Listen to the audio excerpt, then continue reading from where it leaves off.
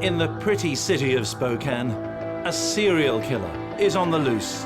This is where Kathy Brisbo's body was eventually recovered. The man they hunted was one with dual obsessions, using prostitutes and weapons. Police not only know that they have somebody with an arsenal of weapons, but they actually have clinical evidence from a doctor saying this person is potentially dangerous. Douglas Perry was the gun-obsessed murderer targeting sex workers, but tracking him was not going to be easy. By 1994, he was identifying as a woman in a man's body, and he was a self-described transsexual. It's in Thailand that Douglas Perry becomes Donna Perry. As detectives in Spokane attend the latest discovery of a body, the question arises, what could possibly be going on inside the mind of a serial killer?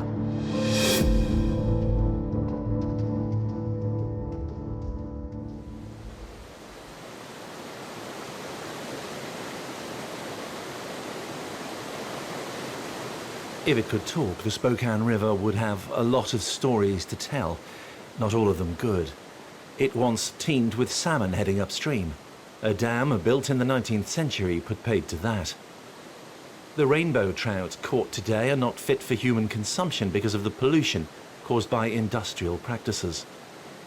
And by its banks, a brutal series of murders carried out by a man with a deeply disturbed mind. He's basically just done with this. This may be the only time he was fought with, and he is done with this, and that is gone, and he spent too much time and made too much noise, and he's got to get out of here.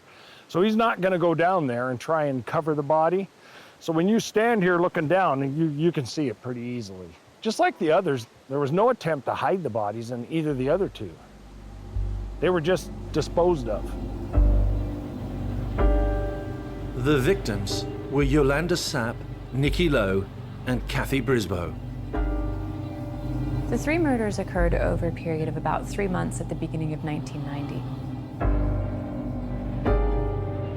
The women were all sex workers in the area of East Sprague Avenue. The man who killed them was Douglas Perry. It took 22 years to catch him. By the time he was in custody, he was no longer Douglas. He was Donna. Donna Perry claims that one of the reasons why she had that sex change operation was that she felt that if she had her genitals taken away as a man and got rid of that portion of her life, then she wouldn't be as violent. She wouldn't have that desire anymore to kill. Perry said, well, Doug didn't stop it, Donna stopped it. What made Douglas Perry a serial killer? And why did Donna make him stop?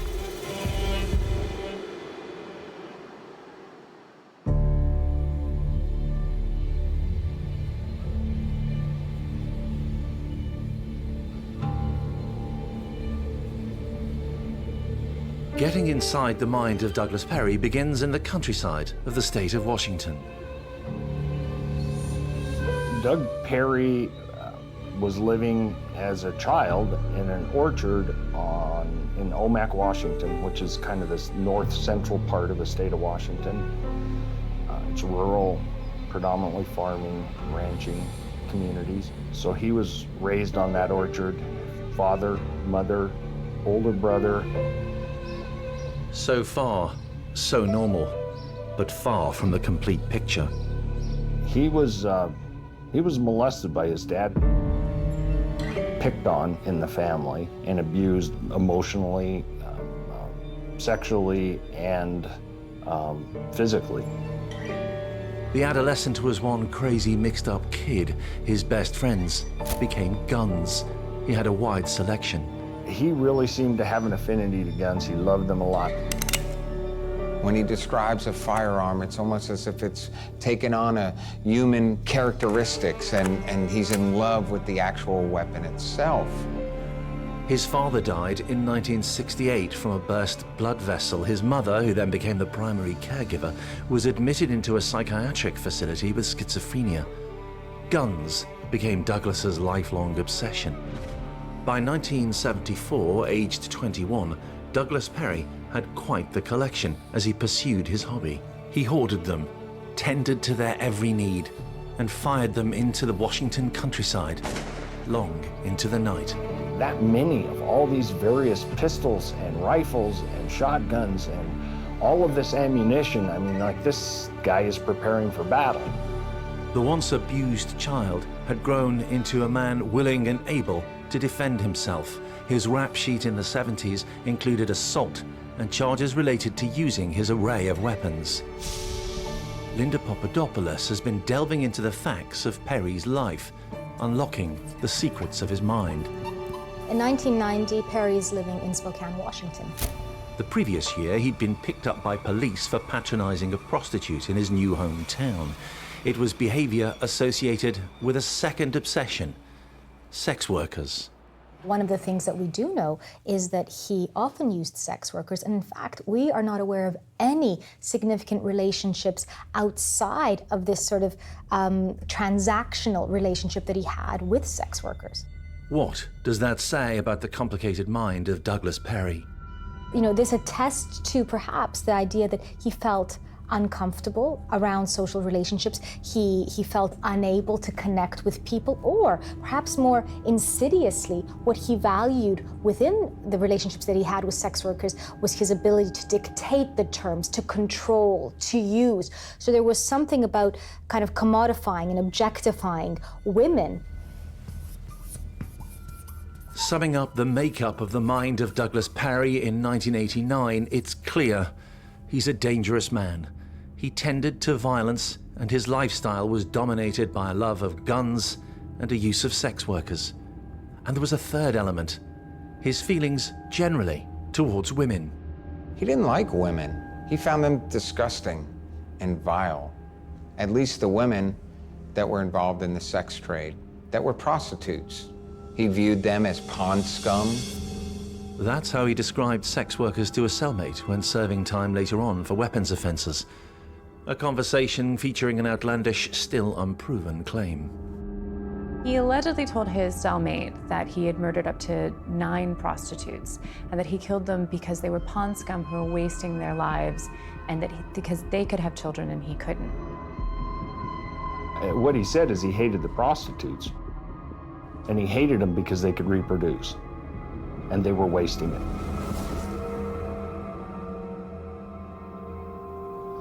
He may have hated them, but by 1990 he was spending a lot of time with prostitutes in a city, Spokane, which stars itself as offering urban chic. Outwardly affluent, the sex workers are not easy to find unless you know where to look. There are some areas where chic has been swapped for cheap sex. Yolanda Anastasia Sapp, just 26 years old, would ready herself most evenings to ply her trade in the Sprague area of the city.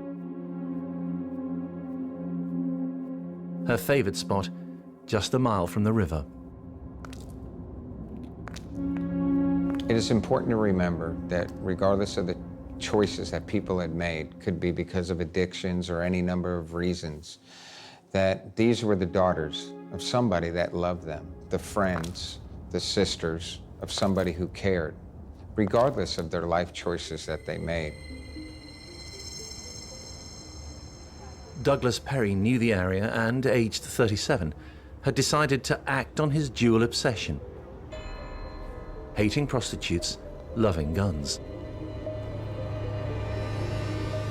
As he cruised Spokane's red light district, Yolanda Sapp was preparing for a night's work, about to pick up her next paying customer.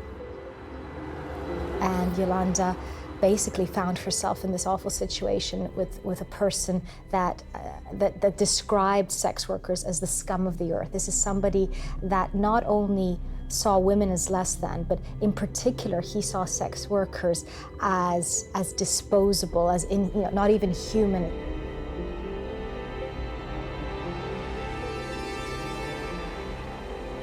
Not far from the river, an area of wasteland near East Trent Road, Spokane. Perry had already checked out the lie of the land. He came up here and had to have parked in this area. This hasn't changed that much up here. It's always been a little bit of a kind of a turnaround. It's secluded mostly from Trent, so people could come back here and kids could drink beer and that kind of stuff. The noise from the Great Spokane River drowns out a lot, like screams perhaps.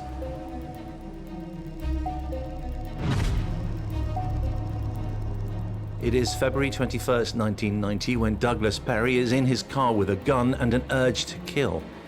He also has a plan to avoid being caught.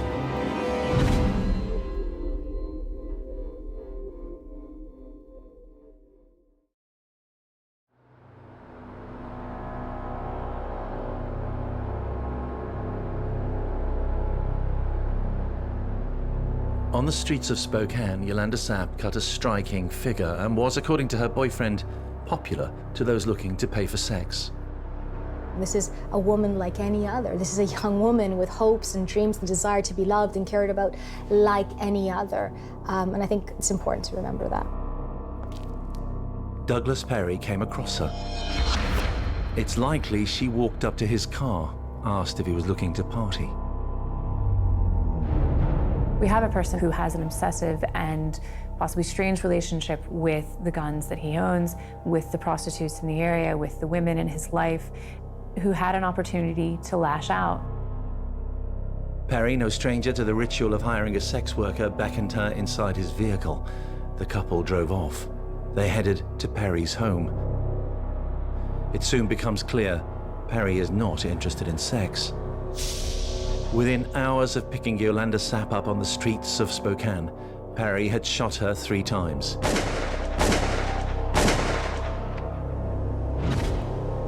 He headed towards the river to get rid of Yolanda's body.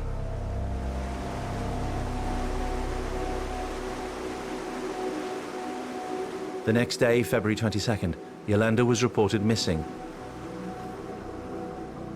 Later, passers-by on the trail overlooking the river called police. Yolanda's feet were bound by a distinctive green blanket. Aside from that, she was naked, her body left as if a trophy on display. When you read the report about how this young woman's body was found, it was treated with a lot of contempt. Her breasts and genitalia are exposed. Douglas Perry wasn't trying to hide his victims and get away with murder. He was trying to send a message. This was his calling card. He was displaying them as if they were trophies. In a bitter irony, Perry knew his victims as friends of his own girlfriend, also a sex worker. He would even help the prostitutes by bringing them food, yet now he was looking to kill them. He had an interesting relationship with the prostitutes who worked on that street. He also worked on that street. He told police later that he had been feeding them and taking them to his home, and people saw him doing that. He was presenting the image of someone who was trying to help prostitutes. I think what this really speaks to is this kind of incongruous relationship that he has with what it means to be a woman. At the same time, he deifies and vilifies. So the woman is something that is the mother, is this angelic figure that can give life, that can create, and then the prostitute, the sex worker, is someone that's the opposite of that, it's the underbelly of that takes away life because she doesn't have children. And interestingly enough, I think he sees himself as kind of delving in both. On the one hand, I want to become this mother and be better, and I'll never be able to do that. So what I can do, though, is balance the stakes by killing what I see in these awful words he used as the pawn scum of the earth. He'd killed just once, but he would soon kill again.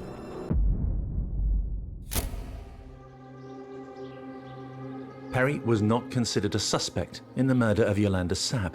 His rap sheet didn't suggest him as someone who should be in the frame. But if you look at the crimes that he partook in, from simple assault to assaults, most of them were firearm related. He would be on the radar screen for firearms type of offenses. So he was free and able to hunt for another victim. Clearly, at this point, Yolanda's friends, other sex workers in the area, would have heard about this, and this would have induced a climate of fear. One of their own, a young woman, was killed in the most brutal of ways. Behind the barbed wire and locked doors of seedy motel rooms off East Sprague in Spokane, Nikki Lowe, 35 years old, worked as a prostitute.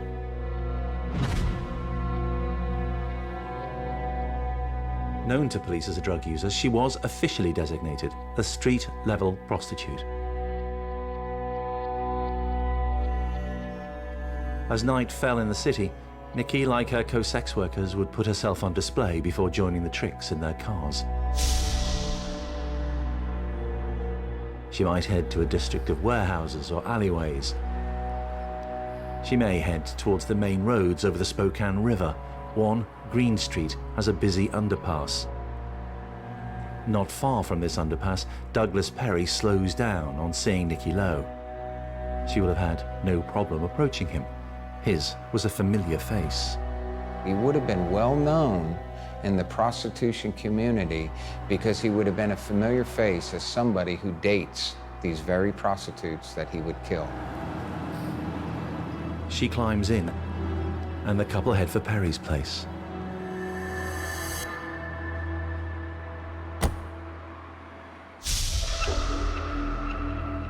On March 25th, 1990, a mile from the underpass on East South Riverton, the body of Nikki Lowe was found. She was draped over the guardrail next to the road, abandoned, like an object to be thrown in the trash. He murdered and posed and placed these women naked in the very locations where their bodies were found. He dehumanizes them, and there's even an arrogance. The way that he tries to rationalize what he did is by saying, well, you know, they weren't needed. There's no point in having these women in society. They give nothing. So almost trying to not only excuse himself, but say he's done a good thing. Searching for evidence, detectives came across a trash dumpster nearby in which they found, amongst other things, a sweater, a pair of blue tennis shoes, sex lubricant, and a hypodermic syringe. The contents of the dumpster were those of Nikki Lowe. The evidence was kept, but at that stage did not incriminate Douglas Perry. He was still a free man.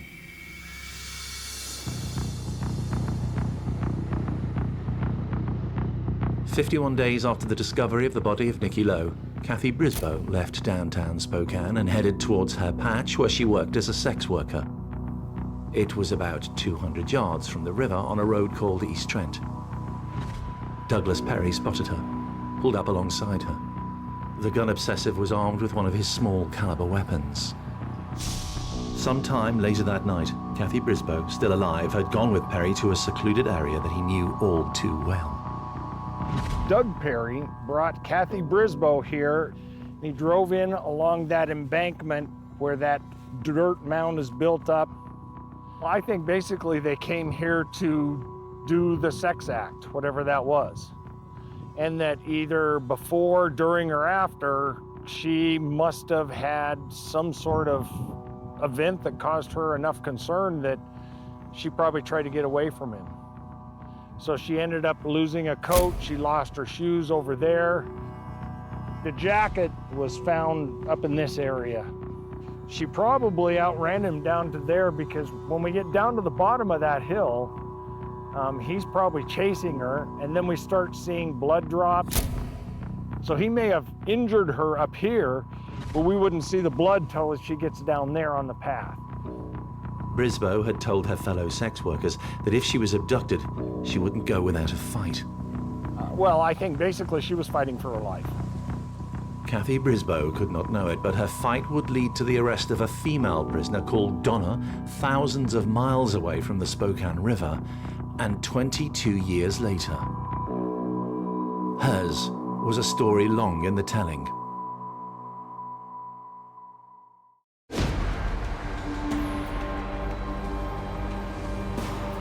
Kathy Brisboe's fight with Douglas Perry continued as she and he tussled down the embankment near the Spokane River.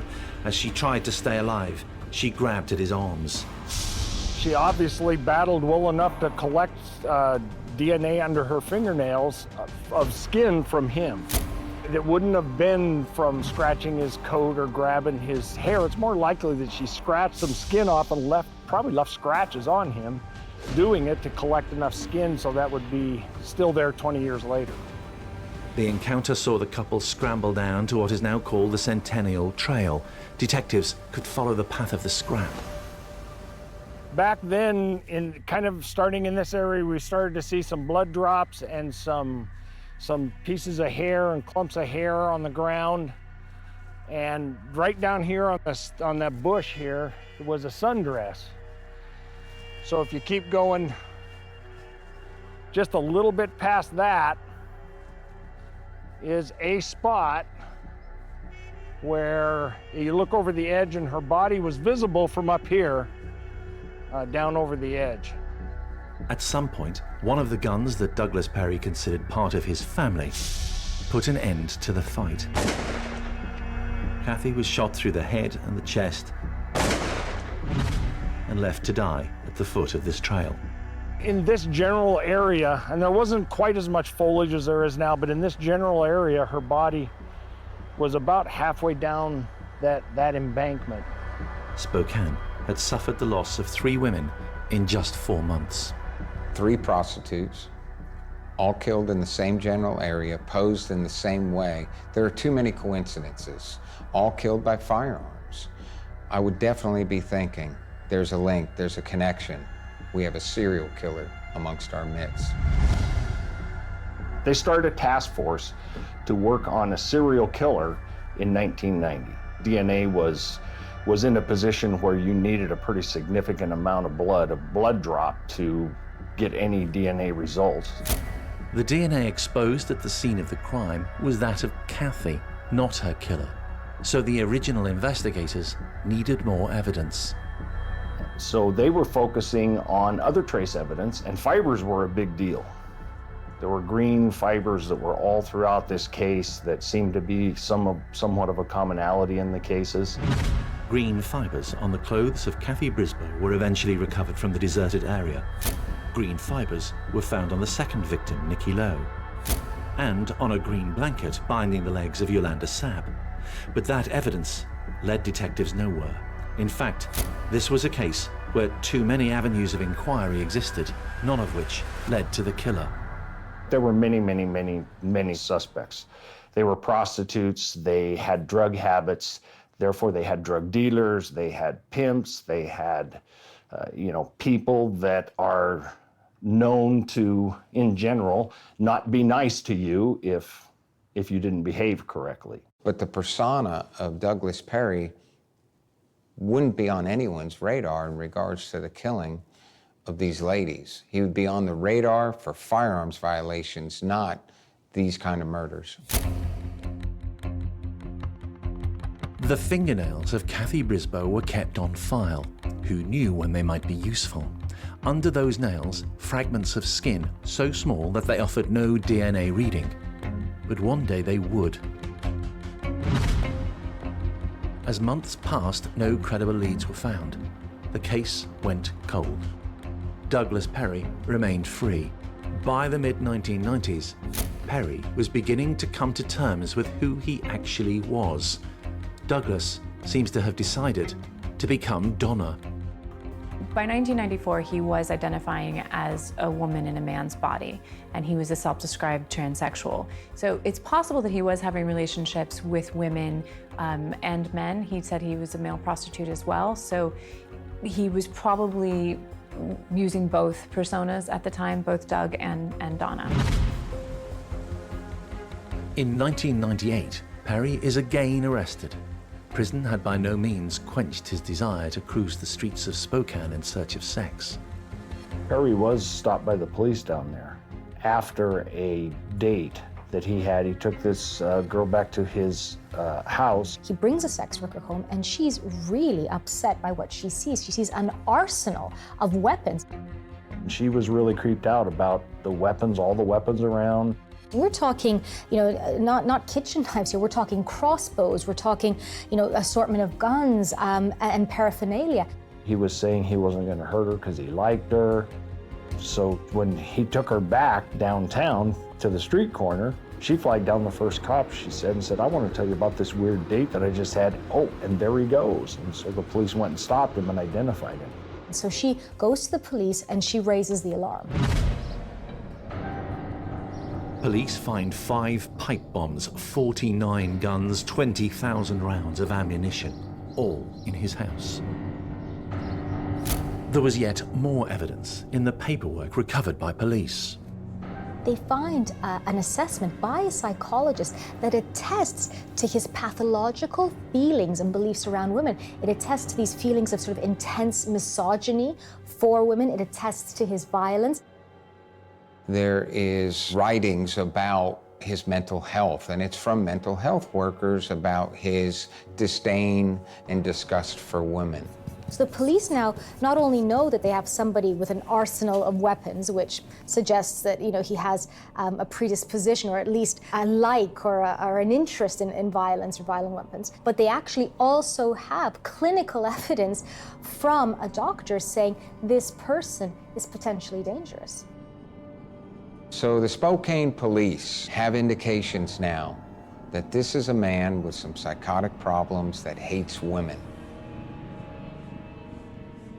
The psychological assessment that the police find on Perry gives the police the first insights into his gender dysphoria. So actually, we can deduce that possibly this assessment was there because he was thinking about having a sex change. Clearly within the report, the doctor outlines the steps that he would need to take in terms of living as a female, in terms of what he'd need to do and the parameters around that. So this suggests that while he's dealing with these very sort of intense feelings of violence and misogyny around, you know, the females that he encounters, at the same time, he's also dealing with this identity crisis about, you know, what his gender is, who he wants to be, and how he's going to change who he is at the moment.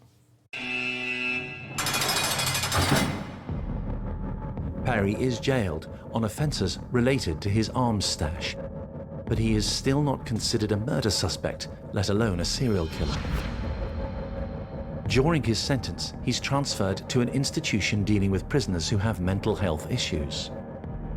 This is largely based on his own self-report, was that he had been diagnosed with paranoid personality disorder. It is now, when in the mental home, that Perry unburdens his conscience to a fellow prisoner. He reveals what he really thinks about the kind of woman that he has killed. He shares intimate details with a fellow cellmate about his vile disgust and hatred for women. He talks about prostitutes and refers to them as that pond scum. But more importantly, he says he hates them, finds them so disgusting because he himself cannot produce, cannot procreate, cannot carry a child. And he looks at those prostitutes as a waste of time because they're wasting their bodies. Now, he shares those details with that inmate, and that would later be very helpful in the prosecution. The witness would be helpful, but not for another 14 years. After being released, Douglas Perry decides it's time for drastic action. He no longer wants to be a man. In the year 2000, he's finally released from prison where he was serving 2 years for weapons offenses. And he decides finally to address the gender dysphoria he's been feeling and goes to Thailand for sex reassignment surgery. Douglas Perry has gathered enough money that he takes a trip and he goes to Thailand. It's in Thailand that Douglas Perry becomes Donna Perry. A chance to finally address the real issues that he'd wrestled with perhaps all of his life. Or did Douglas Perry suspect that one day he might be brought to justice as a serial killer? So why not become Donna? Some people have pointed out to the fact that, you know what? Maybe he did this as a way of throwing the police off the scent. Yes, he spoke to the cellmate about the murders, but he didn't confess to the police about them at this point. So is he leaving the country, you know, changing his appearance, changing his gender because this is something that he really wants to do? Or is this kind of ticking a lot of boxes in terms of the fear that he feels about being held accountable for his crimes? If he was, it had worked. Douglas Perry was left behind in Thailand in the year 2000, and Donna Perry returned to the States. That fact was not going to help murder squad detectives. Meanwhile, back in the States, in Spokane, Washington, you have these detectives, a 10-year-old murder case, 3 women. They're convinced they're looking for a man. Perhaps they'll find Douglas Perry, but they're looking for a man. There's no way that they could have ever possibly conceived that the same man who hated women so much would become the very women that he hated. So as a homicide detective, very difficult. It would then again be as if Douglas Perry was wiped off the face of the earth. And therefore, where do you go? The investigation went nowhere for another 9 years. Advances in DNA technology meant that Spokane detectives like Jim Dresbach felt it worthwhile sending the fingernails of Kathy Brisboe, still on file, to a lab in Marysville, Washington State. Well, in 2009, not 6 months after the case was sent to the Marysville lab, I got a call from one of the scientists that asked me to sit down, which I always love when you get a call that says, "Are you sitting down?" because it never seems to mean bad news. So I said, "Oh yeah." She said that she developed a full male profile from under the left middle finger of Kathy Brisboe. And therefore, that then is a huge lead that we've kind of been waiting for, and everything else had been exhausted. Almost certainly, Dresbach now had the DNA profile of whoever had killed Kathy. He was hoping that the killer's DNA would be on the national database called CODIS, and if it was, would it reveal Douglas Perry? But he was now a she. How does that work in cases like this?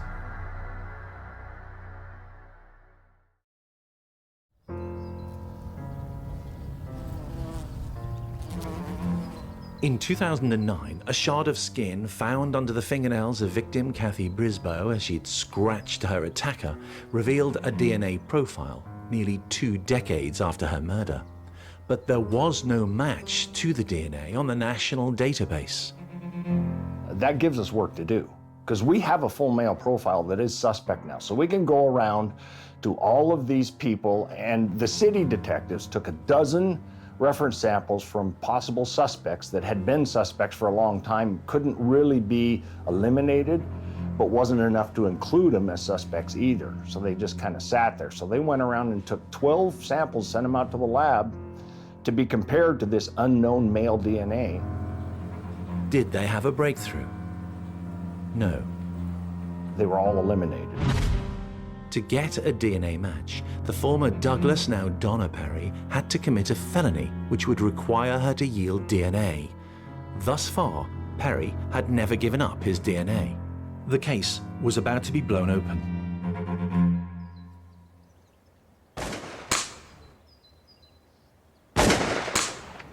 One Perry obsession had not completely deserted when he became she.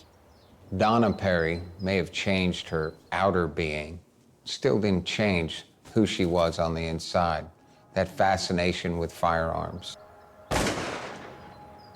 In 2012, 62-year-old woman, Donna Perry, is arrested by police for having firearms, which are illegal, and she's taken in. On yet again, another federal firearms charge. But now it's 2012.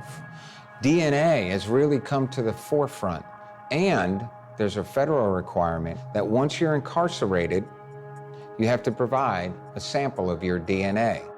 So they take a sample from that person, which is a buccal swab, which amounts to swabbing, between the cheek and gum with essentially a Q-tip, putting it in a box and shipping it off and waiting for them to come back and say, yep, it's a match, or no, it's not. The serial killer Douglas, now Donna, was about to be confronted with her crimes. You see, Donna Perry thought she could change her outer look, but the way she is molecularly designed on the inside, that will never change, despite what may be going on. Her DNA does not change. As a result of providing a sample of her DNA, The detectives in Spokane are notified. Marysville called me again and said, we got a hit in CODIS on a name of who this DNA matches. They said it was Donna, AKA Douglas Perry. And as a detective, I would have looked at the results and saw Donna Perry and been, oh my gosh, we have a woman. We were looking for a man all these years. I would have been blown away by the name Donna Perry. Dresbach and his colleagues felt that they had a strong case. A fingerprint found on a bottle in the dumpster after the murder of Nicky Lowe matched Donna Perry's. There was the DNA evidence, there was the fingerprint evidence, there was the circumstantial evidence of seeing her with the prostitutes, there was the testimony of her cellmate from 1998 who said that she admitted to the crimes. The officers read her the charges. She was in the room by herself, and so then I just waited for a little bit. Then I went back in with this, and I read it to her, and when I read that the charge was murder, she said, "Murder? Murder? Who am I supposed to have murdered? Murder?" After all, Donna Perry hadn't murdered anybody. Now, there were a couple other points during this interview that she said things that made it seem as if she was making a clear break between her personality as Donna and her past as Douglas. She said that she had gotten gender reassignment surgery to control her violent tendencies. She said that when, again, pressed, did you kill these women? Did you kill these women? Did you kill these women? She said no, but it was 20 years ago, and if Douglas did, I don't know. This approach from Donna was a sign of a defense strategy to come. Investigators, even when they have significant scientific evidence, still like to get a confession. What I wanted to do is I wanted to get her to acknowledge that she committed this crime. An admission would not be forthcoming. She's consistently reiterating that she didn't kill anyone, that Donna didn't kill anyone. A colleague of Dresbach's gave Donna Perry enough rope to get what detectives felt that they needed, as he told her this. We know that when people kill more than one person, it tends to continue on, and it goes on and on and on. What made this stop? Why did these stop? And that was really, that's a twofold question. One is to see if we'll get an indication that there were other victims that maybe we don't know about. Or two, to see if we can get an admission of some sort. Because she's still denying, no, I've never seen these people. And in this case, Perry said, well, Doug didn't stop it, Donna stopped it. That's as close to saying I did it as anything I've ever seen in an interview room. 22 years after the murder of 3 women whose bodies were abandoned by the riverside, Spokane police had their man. But would the woman he now was be found guilty?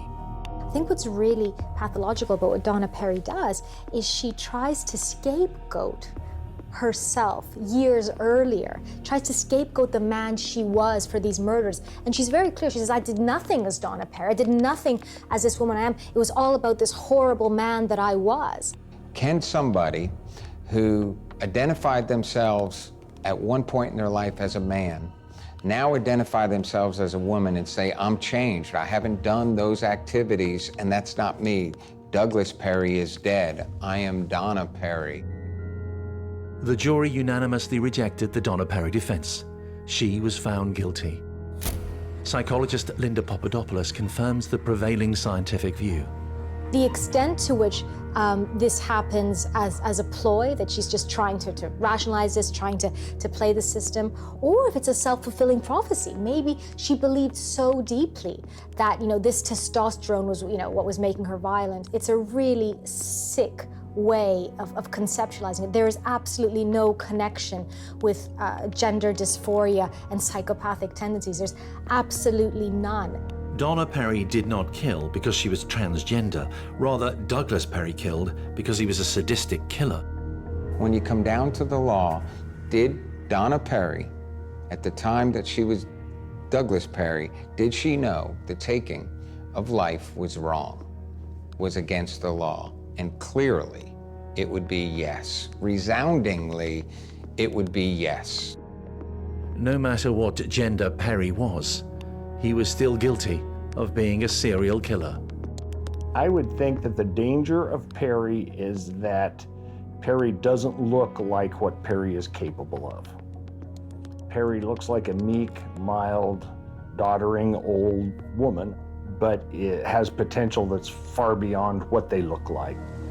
And for seasoned detectives, the judge, jury, and law's attitude to those who claim innocence for the actions of a former self when a different gender came as a relief.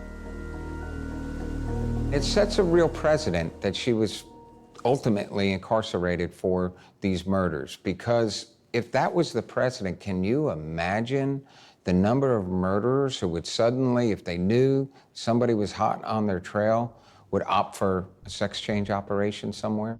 Because I think she's kind of confusing what it means to have gender dysphoria. She didn't have, multiple personalities. This is somebody whose personality traits were consistent. What she did wasn't about how she felt about her gender. She did this because of how she felt about women, the anger, the violence that she had within her. And I think whether she was male or female is almost besides the point.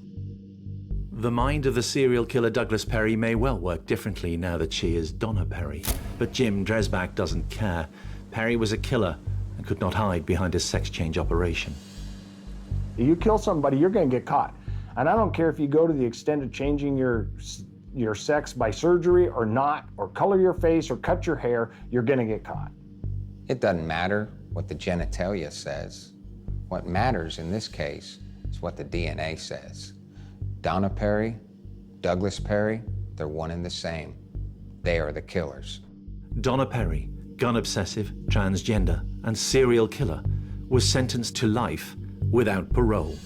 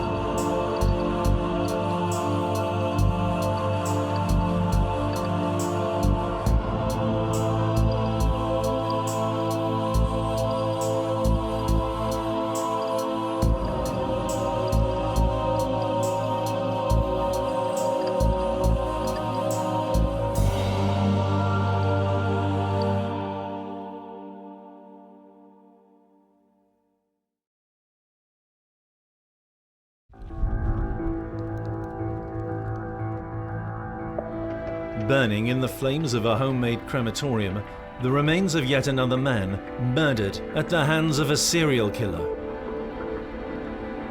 He wasn't just a statistic. He was somebody's son. He was mine. Sheila Labar liked to be in control. She used her body to get what she wanted. Men, mere morsels to catch, using rather obvious seductions. People around town gave her a nickname. They called her Sheila the Peeler. They were always hoping that she would flash a little this or show a little bit of that. As investigators tried to uncover the layers of Sheila Labar, they were trying to get inside the mind of a serial killer.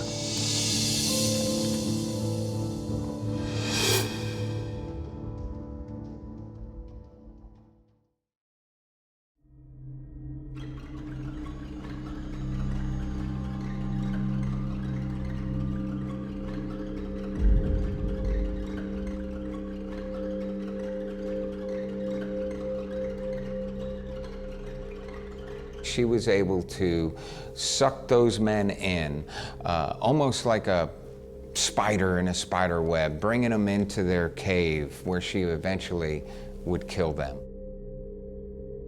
Sheila Labar's seductions were not about sex. They were about taking lives before hiding the evidence. This is a story that begins with the discovery of bones in a burning pile on a remote farm. They were human bones, and they were male. An investigation into who and why they were being disposed of in such a do-it-yourself way followed their discovery. The picture exposed revealed a rare species in the grisly portrait gallery of serial killers. A woman called Sheila Labar, who ran a farm one day sold at auction, attending a mother who had warned many times that it was here her son was tortured. His face was all cut up. His hands were all cut up. One of them was immobile. His head was down. He was ashen in color. He was all cut up, and he was in a wheelchair, and he couldn't walk.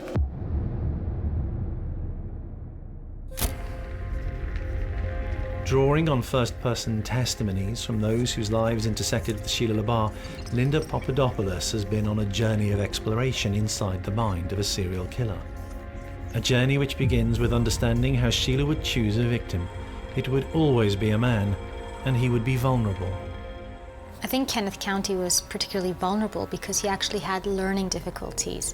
And what we know is that Sheila invites him to come and live with her, but effectively ends up keeping him like a slave. I said, "Did she hurt my son? Did she hurt my son? Please tell me, did she hurt my son?" What brushstrokes are needed to make up the complete picture of Sheila Labar? Not good ones. Then known as Sheila K. Bailey, she grew up in a tiny mill community in Alabama. The first not-so-subtle clues as to her behavior later in life come from those early days. Sheila's childhood was very troubled. Her older sister says that Sheila was the subject of sexual abuse from her father and from other men. Kevin Flynn knows Sheila well. He spent hundreds of hours with her researching her life story. Sheila's timeline is populated by horror stories filled with monsters. One evening, Sheila's father comes home drunk, and he's rummaging around in the refrigerator and throwing everything on the floor, and he's in a very foul mood. And he turns his attention to his wife and his two youngest daughters. They decide that they're going to flee the house. They're running towards the cornfields near the back of their property. Their angry father picks up a can of paint and throws it at them, and it hits Sheila in the head, causing a lot of bleeding. Her suffering escalated. Sheila was a victim of monstrous abuse. She was passed around as a toy. She was a sex object for her father, for his friends. She was abused mentally, she was abused physically, and most of all, abused sexually. By the time she had reached 18, Sheila appeared happy enough, but she left at an escape route from the abusive home and from small-town America. Sheila has big dreams. She wants to move out of this little town. She wants to become either a model or a country music singer. And so she's looking for a way to get out of her life.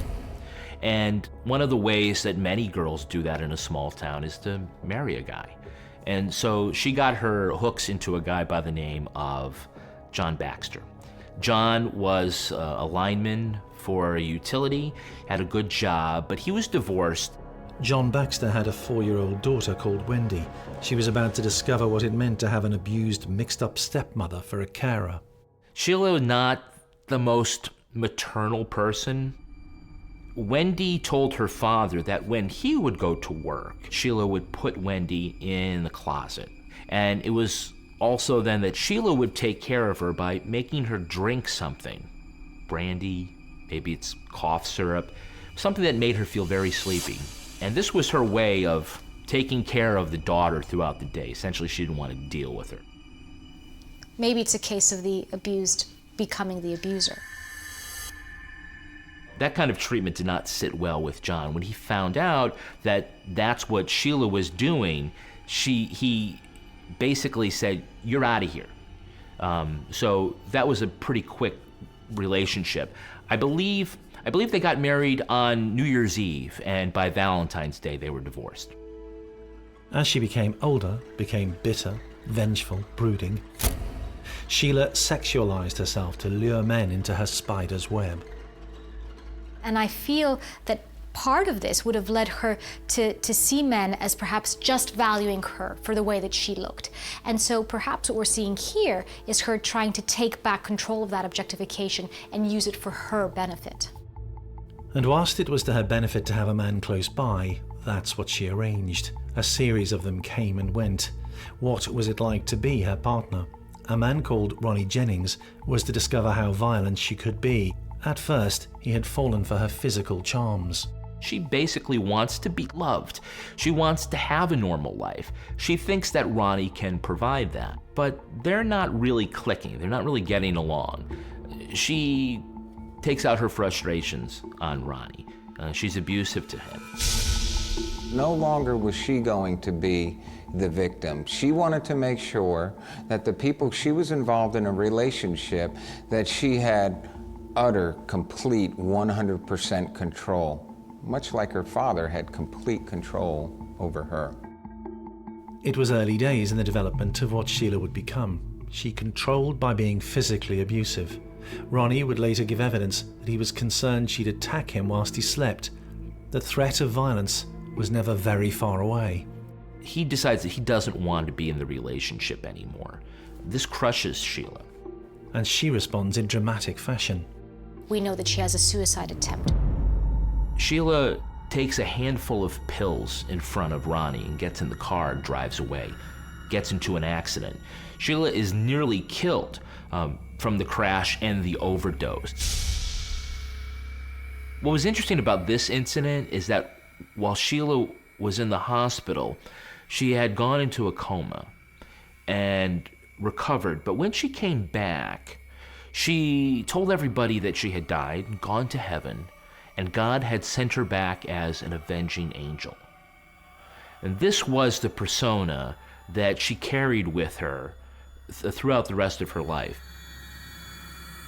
By 1986, the psychological makeup of Sheila K. Bailey was in place. An abused child who had become an abuser. A controlling woman who could be violent to men. So when you take her childhood experiences and now that she's an adult, is she now a hater of men? In her late 20s, the avenging angel comes across an advert placed by a man 1,300 miles away in Epping, New Hampshire. A successful chiropractor, he also had 1,200 acres of upscale prime land. He was a widower. He lived on a horse farm in rural New Hampshire. He was very lonely after losing his wife and wanted companionship. Wilfred Labar, known in his local community as a kindly man, lost his wife in 1985. On coming across the advert in 1987, Sheila sees a chance for a new life. The aspiring model doesn't want to miss out on this opportunity. She plans a way to get the job of companion to old man. And she knew how to answer that ad. She just didn't write and say what she was looking for in a man, long romantic walks on a beach. She got right down to the point. She bared her breasts. She exposed herself, sent photos of herself in very sensual positions, and she got a response. She just doesn't send a message saying, hey, I'm interested. She sends it with topless photos. She's very quickly cottoned on to the fact that if she wants to get Labar's attention, she needs to sexualize this interaction as much as possible. Well, he fell pretty hard for her.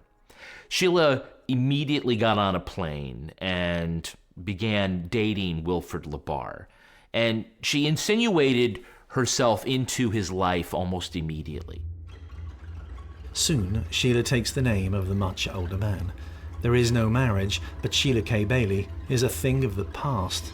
The world and Wilfred Labar are introduced to Sheila Labar, and she won't be playing the role of the compliant wife anytime soon. Sheila was now engaged in a relationship with somebody that could very well at least be the age of her father. And she's this beautiful woman at the time, and she's able to manipulate and control because the older man is looking at Sheila, this is one of life's bonuses. How could somebody like himself get this beautiful young woman? And so she used that. That was Sheila's web. She was able to suck him in and eventually use that to her advantage. She started to take over his chiropractic business. She became the office manager and basically ran off all of the other employees that were, who could see through her. She separated Dr. Labar from his grown kids. Basically, she worked to isolate Dr. Labar and to take over his life and his property. To get that level of control, she had used her sexuality. Soon, she would use abuse. Sheila was violent with Dr. Labar. There were times where, to get away from her, to let her cool off, Dr. Labar would leave his own house and he would walk almost a mile to the next neighbor's house and crash on their couch because he just didn't want to be around Sheila that night. How extreme would the avenging angel take her violence?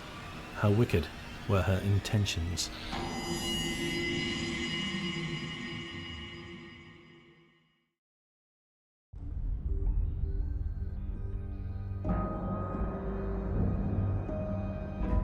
Between 1986 and 2003, Sheila Labar insinuated herself into the life of a man who had been a successful businessman and capable father. The relationship lasts, but at a price to Wilfrid Labar. This is a woman who's in total command. For 17 years, she rules Wilfrid Labar's life. This was all part of a larger scheme of Sheila's, which was to separate Dr. Labar from his children and to take control over his life financially, emotionally, physically. Sheila had it all. Run of the farm, control over the business, and soon, who was going to get what from his estate? She convinces him to give her power of attorney, to sign over property, and he does, because he doesn't want to lose her. He perhaps maybe doesn't feel worthy to have somebody at the time as beautiful as Sheila, but she's able to use what she believes is her beauty and charm to convince him to basically sign over everything.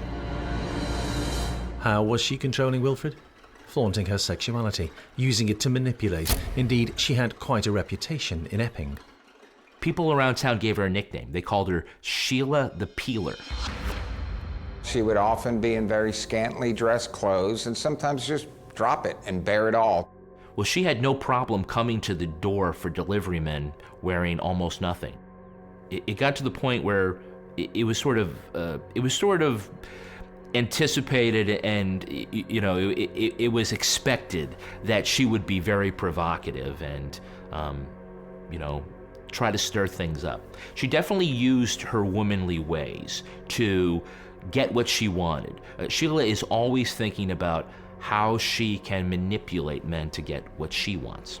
I think we live in a world that objectifies women, that sexualizes women, and I think in her case, clearly this was something that she saw as a tool that she wanted to use for her benefit rather than having it used against her. Whilst living with Wilfrid, Sheila, bizarrely because he doesn't object, decides to marry. But not Wilfrid. She comes across a drifter down on his luck, a vulnerable man.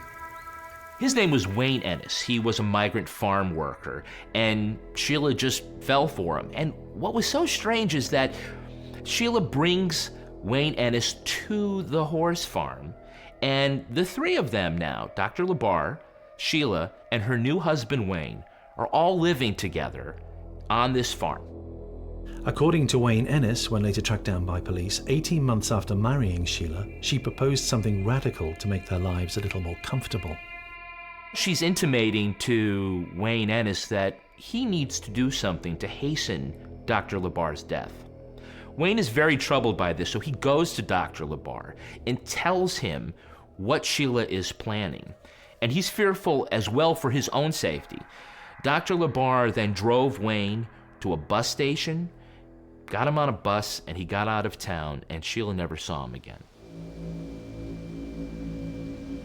In the year 2000, Wilfrid Labar died. Sheila told Dr. Labar's family that just one day he'd had a heart attack and died on the kitchen floor. And she insisted that he be cremated. It wasn't until later that people thought that this was suspicious. At the time, nobody thought much about Dr. Labar's death, that it was anything other than natural causes. Sheila K. Bailey, the abused, penniless, aspirant model of old Alabama, is ancient history. As the new millennium begins, Sheila Labar is a propertied woman whose appetite for men is still alive and well, especially if they're easy to abuse. She went from being the victim to being the predator, to identifying those who are vulnerable, whether by age, or by mental capacity, or because of their own relationships with their own family, and she chose her victims wisely as far as being vulnerable. She lures one after another, always being violent towards them, eventually meeting this man, Michael Deloge. Michael Deloge is sort of a lost soul.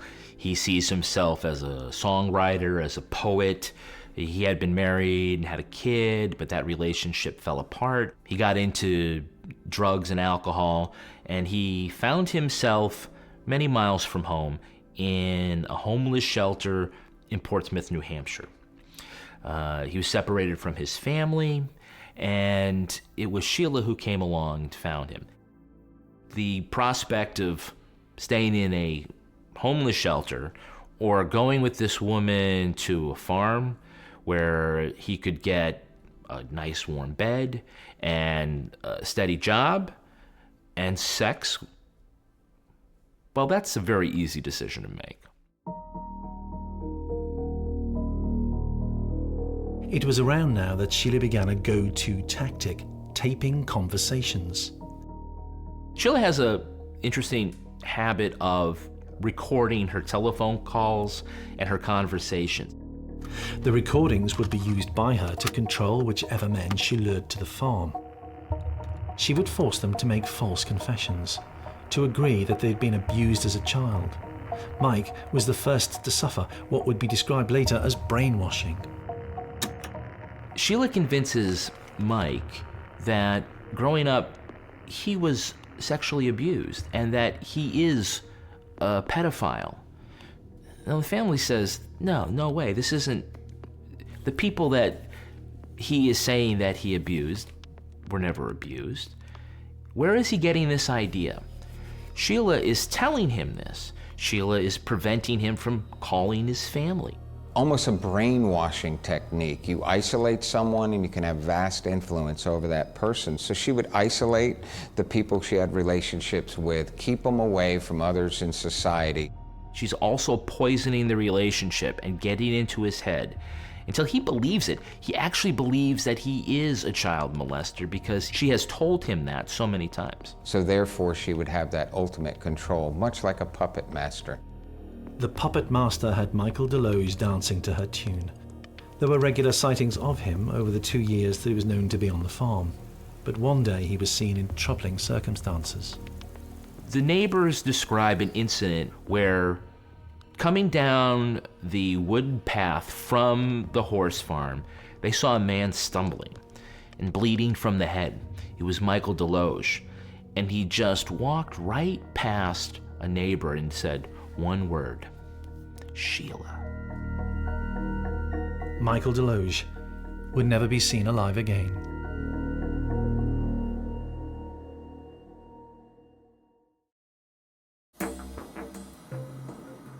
In 2006, Sheila Labar was living on the farm alone. The men she had preyed on had displayed one kind of vulnerability or other. They were much older, homeless, drifters down on their luck. Next in line was Kenneth County, a young man with development difficulties. When it came time for sports, Kenny aced it. But he had problems with his friends because he didn't speak properly. So they would tease him and taunt him. And that's how it was. At 24 years old, Kenny had the mental capacity of a 12-year-old. In February of that year, depressed at failing to be admitted into the army after training camp, he tried to kill himself. At that time, Kenny took some pills, and they took him to the hospital. They called me. I went to the hospital, and they had guards, police guards, watching over Kenny. And I just shook my head and I said, why? Kenny recovered, Though she was unaware at the time, it is after the suicide attempt that his mother Carolyn believes Kenny came across Sheila Labar. I was told at the time they met on a chat line. Come to find out, when I found out in court, it was a sex chat line. And Kenny wanted to be like anybody else. He wanted to be loved, he wanted to be accepted. And Sheila searched for those that had problems, and she could tell that Kenny had problems in his speaking, in his thinking, and that's how she went after him, on a sex chat line. She was using telephone dating services where you would leave a message in somebody's voicemail box. And Sheila had a habit of screening the calls, and if the man sounded confident, if he sounded like he really had it all together, she would delete those messages. If the guy sounded meek, if he sounded like he might not be of high intelligence, if he sounded like he was somebody that she could manipulate, she kept those messages and contacted those guys.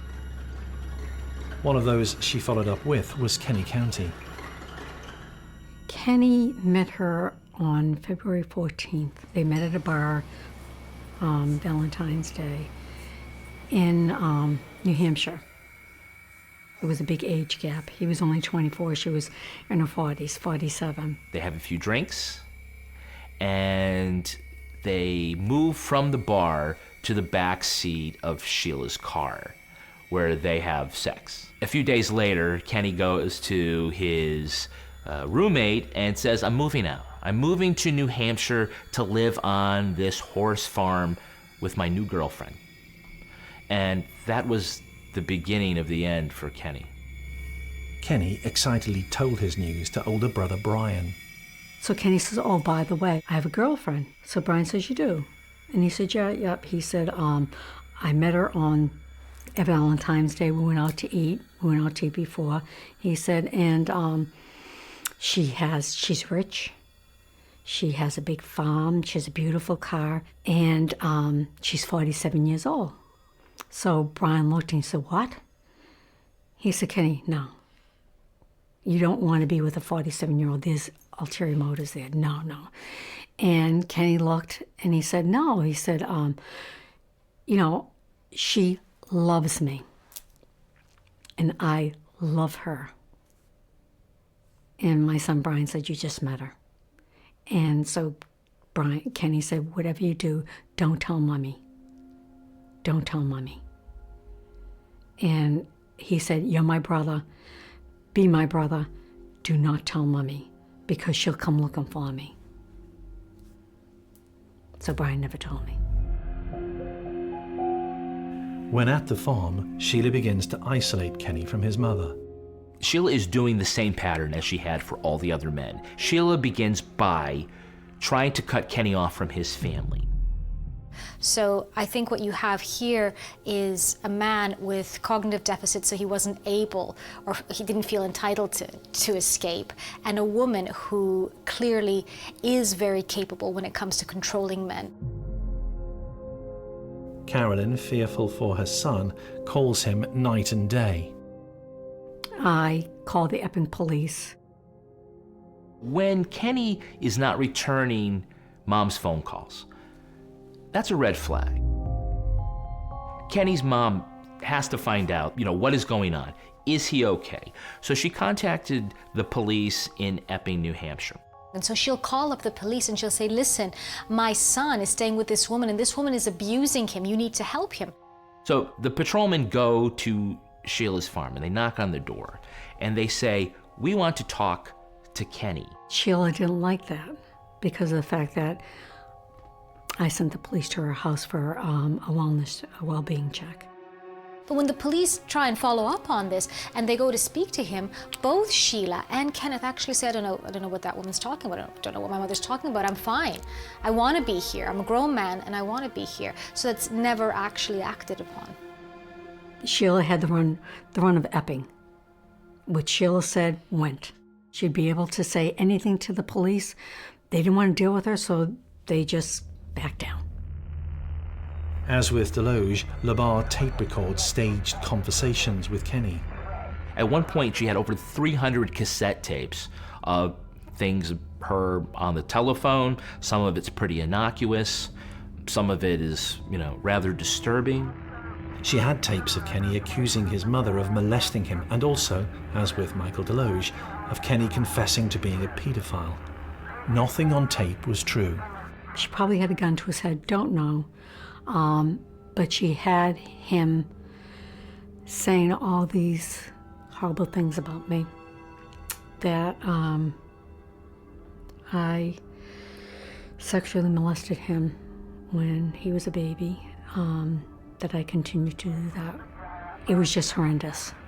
And Kenny was telling Sheila all these things, and she was very, very graphic, and she was very nasty. And I was dumbfounded. She did all the talking. His voice became yes, no, and it was very robotic. When I heard that tape, I didn't want to see him anymore. I didn't want to talk to him because it was just it was horrible. It was horrible. But that's Sheila. When Carolyn calls the police about her son, she discovers that Sheila has also played a recording of Kenny's voice to the police. And what the officer heard was Sheila berating Kenny and getting him to confess that he was a child molester and that he had abused kids. And on the tape, the officer could hear Kenny becoming weaker. And at one point, he heard Kenny vomit. And then he thought he heard Kenny faint because Sheila was saying, "Get up, you can't fake fainting." So Sheila made this tape as a confession for some reason. It seemed to be a proactive move because she had something in mind for Kenny and she wanted to cover her tracks. The police did not respond to the complaints made by Carolyn or those made with an accompanying tape by Sheila Labar. Kenny was an adult, they said, and anyway, they'd seen it all before. Men came and went from the farm many times, they said.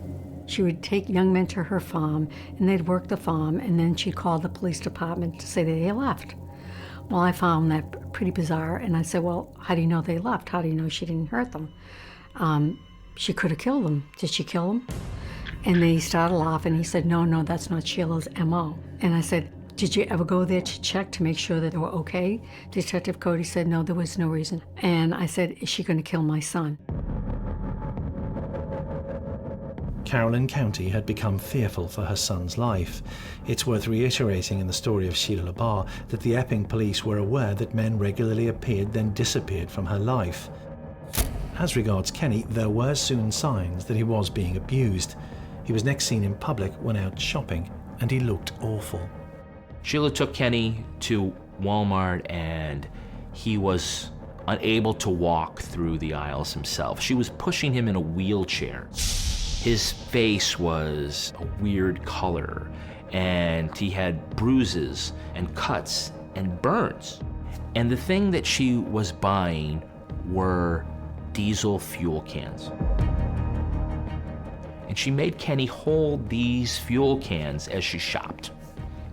So there's Kenny. He's slumped down. He's not really responsive. He was spotted by a police officer, photographed, asked, "Are you okay?" They asked Kenny if he was all right. His head was hanging. He was drooling. And she told him to shut the F up. At that point, the police should have taken him. They didn't. Despite the fact that he looked like he was in distress, there was nothing for the officers to do. He wasn't a minor. They couldn't take him into protective custody. All they could do was watch Sheila push him out the door. They escorted her out of Walmart. They watched her take him to the car and lift him from the wheelchair into the car. Why had she bought so much diesel fuel when spotted with Kenny at the local store? How much danger was Kenny County in, whilst down on the farm with Sheila Labar?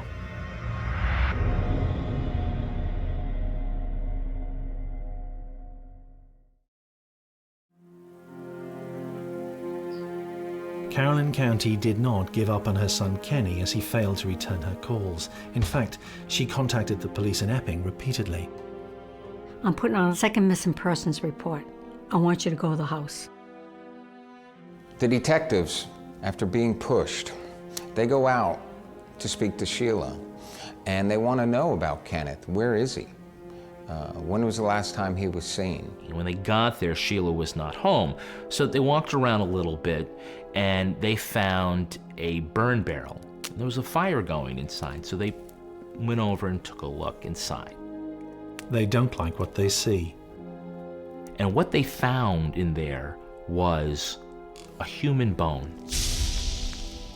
And on the knob of the bone was some human flesh. So now they are very worried about what has happened to Kenneth County. The officers make no arrest. There is not enough evidence. You can't just turn around and right away arrest somebody for a fire. There has to be tests that are done. Are these possibly human bones? Sheila returns home, and she's angry that the cops are there on the property, but she lets them come into the house and see that Kenny is not there. Imagine what that says about her. Imagine what that says about her sense of being able to manipulate, to control perceptions, about her sense of intelligence, her sense of control over the situation, that she will actually, invite people to investigate a case that could lead directly to her. Investigators think they see what could be blood on the walls. They also find Kenny's shoes, and they find it kind of odd that he would leave without his shoes. But they have no warrant to be there. They can't take any evidence. They decide, we're going to come back and get to the bottom of this. Detectives return 2 days later and go back to the scene. The sneakers they had seen in Labar's home had gone. When asked, Sheila confesses to burning them. They return to the fire. The bones, which appeared to be human, have largely disappeared, but some bone shards remain and are sent to a forensic team for analysis. So now, analyzing and sending those bones off, looking at those pieces of evidence, that process is now taking place. And it's probably now at the point where the detectives are no longer treating this as a missing person case. Where is Kenneth? They're thinking to themselves, what happened to them? Inside the house, police carry out a detailed forensic investigation. Using specialized blood detection devices, they are shocked by what they see. Though attempts have been made to clean surfaces, there is widespread evidence of human blood on furniture and on wood. An indication that there was an extremely large amount of violence that took place inside that room. Nobody can question the physical evidence that was there at that scene. It was close enough and enough probable cause to now go and arrest Sheila. They asked her point blank, where is Kenny? And she pointed to a plastic bag filled with soot and bones, and she said, he's in there. Later, a detective would describe what he saw to Caroline County. I just want you to know that we found a bone, and as he put it, it was too big for a rabbit. And that was my son. That was my son.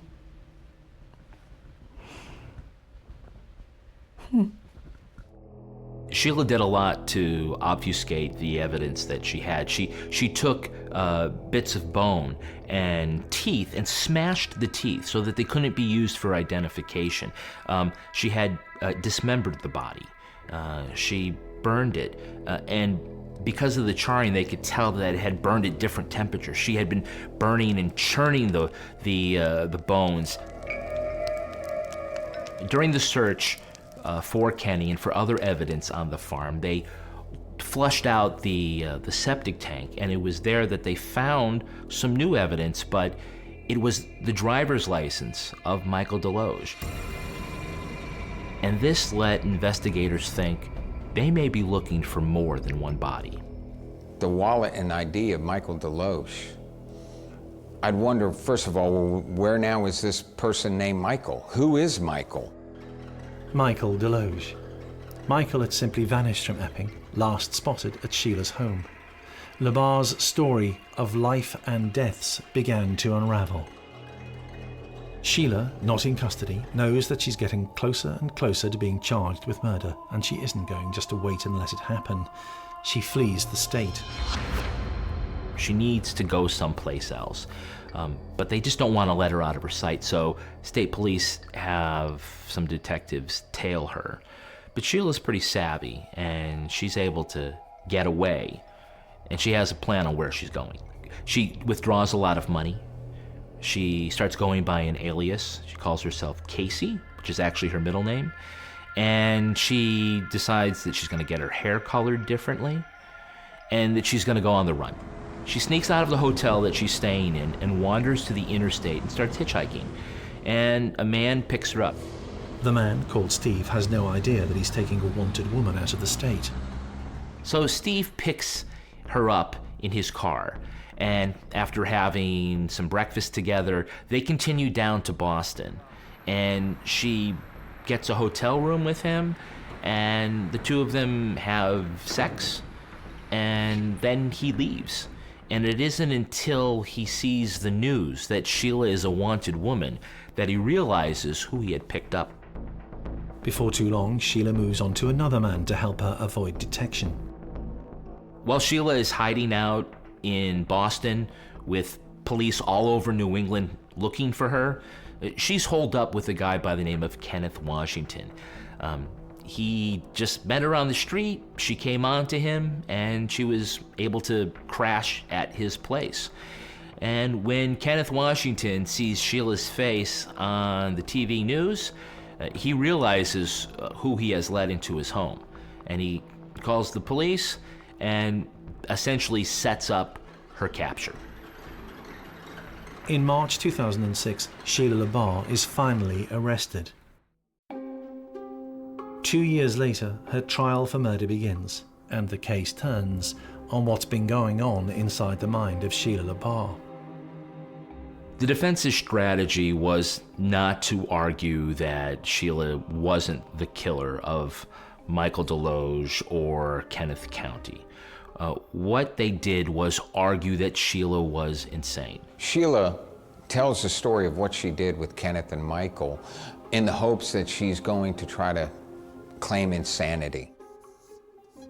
Initially, she pleads guilty, and then she reneges and says, actually, no, guilty because I'm insane, for reason of insanity. In order to claim insanity, you have to, at the time of the offense, be able to prove, and the burden is on the defense, in this case Sheila, that they didn't know what they did was wrong. Why this story would unravel with Sheila is because of the amount of planning that went into her murders and the cover-up. Somebody who's crazy isn't going to try to burn evidence. Somebody who's crazy isn't going to try to cover up the amount of blood that was inside the house. Somebody who is crazy isn't going to methodically pick the most vulnerable of victims. After several months of testimony, the jury eventually finds that Sheila was sane at the time of the killing. Sheila Labar is found guilty of the murders of both Michael Deloge and Kenny County. She eventually confessed. But were there others? What about the men that came and went on the farm that nobody saw ever again? Suddenly, other gruesome evidence was discovered. This is 100 acres of pasture and forest, and this ended up being the biggest police search in state history. They patrolled as much of it as they could, looking for any evidence of a crime, maybe bones that are the remains that had been scattered someplace. They couldn't find anything except a pair of human toes. One of the things later about the human toes was that they didn't belong to Kenny, and they didn't belong to Michael Deloge. So, who is it? It's worth underlining, human bones found on the farm were not those of the two men that Sheila Labar had been convicted of killing. We don't know how many victims are truly out there that may have come across the paths of Sheila. On this farmhouse, turns out that Sheila killed twice, possibly 3 times. We don't know how many victims that are out there that Sheila actually was able to suck into her web. We know that Michael Deloge was killed. We know that Kenneth County was killed. But what about some of those other guys that were spotted going to the farm but were never seen leaving it? It's hard to say. So somewhere out there, there's probably another missing person, somebody that was one of society's vulnerable people. Sheila Labar had suffered an abusive childhood at the hands of men, including her father. She grew to become a woman who men found attractive. But her outward appearance did not speak to what was going on inside Sheila's mind. Her looks were simply a way of giving her control, forgetting what she wanted. So she's good at manipulating people. So someone asks for a companion, she sends sexy photos. She's able to move in, she's able to kind of keep somebody under her control to the point that everything that he has is left to her. Then later on, she has someone else move in, someone whose mother is so concerned that she's calling the police, yet she's able to say to his mom, do you know what? He's under my control now. Labar was given 2 life sentences. She will never be released. Wilfred Labar's life was never the same after he allowed Sheila into it. Michael Deloge's life was taken by her, Kenny County's too. She looked at him as somebody that society wouldn't miss. She didn't count on that mother's love. How she could have taken a human life and did what she did to him and laugh at it. He was somebody's child. He was my child.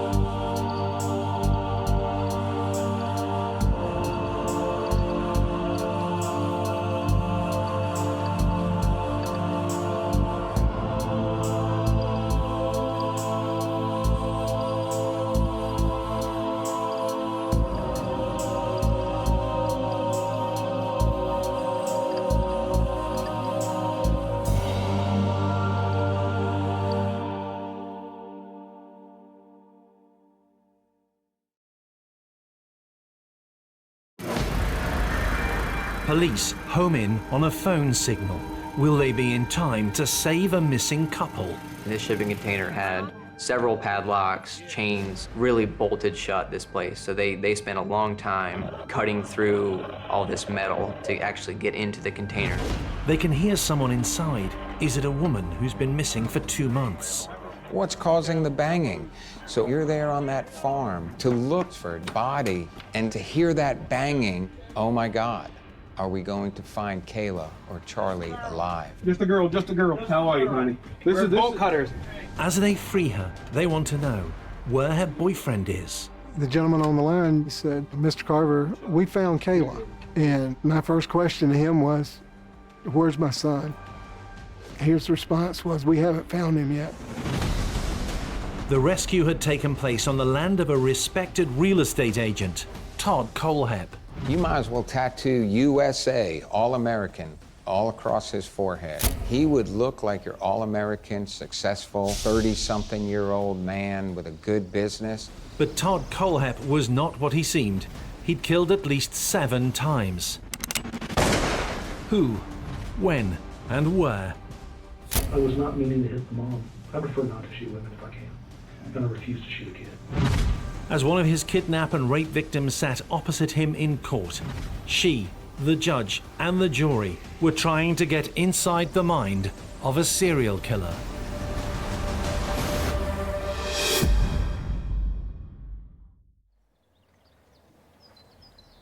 Like any other day when dealing with clients at his real estate firm, Todd Colehap is trying to be helpful. This conversation, though, is about kidnapping. I still got a kidnapping charge. It ain't going nowhere. It's a conversation about rape. But I had her cuffed, and she wouldn't go anywhere. And it's a conversation about murder. So then you shot him how many times? Shot him twice. Okay. In the chest. Okay. He dropped forward. When he dropped forward, I went around him and put another one through his spinal column. Todd Colehap is no ordinary home salesman. Colehap comes out of the garage, shoots Charlie Carver 3 times in the chest. He drops dead there. He ends up burying Charlie in another shallow grave. It's a hard thing to accept that your son is gone.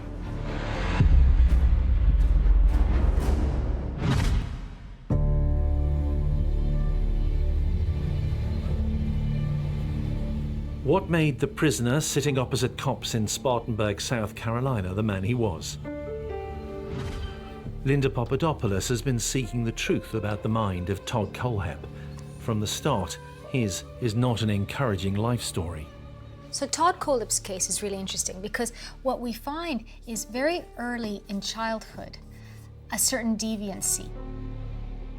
Todd Colehap, extensive history, a very unique life. He was born in Fort Lauderdale, Florida, before moving to Spartanburg with his mom. And from a very early age, court records show that he had a pretty troubling childhood. Even as young as in the nursery school age, Todd Colehap was violent. People were afraid of this child. Some reports will say things like, well, he was very difficult at school. He get into trouble. He had behavioral problems. And that's, I think, something that you hear about a lot of kids. What you don't hear is about young kids being involved in hurting animals, in killing them. An early favorite pastime of Todd the infant, torturing pets. There's records indicating that he bleached a goldfish because he wanted a gerbil, meaning like he actually poured Clorox onto a goldfish to torture and kill the goldfish. Police agencies, detectives need to be keenly aware of the animal crimes that take place around them. He shot pellet guns at dogs. Anytime you have a child that is purposely and intentionally hurting an animal, whether it's a dog, a family pet, or a wild animal, anytime you see a child that can torture and maim and derive pleasure from seeing death, it's a huge red flag. His childhood was far from settled. In fact, he was not, at first, a Colehap. He was uprooted several times. His mom was married and remarried several times. His birth father divorced his mom at a very young age. And then when she remarried, his stepfather adopted him legally. So that's why he became Todd Colehap. He was born Todd Samsel.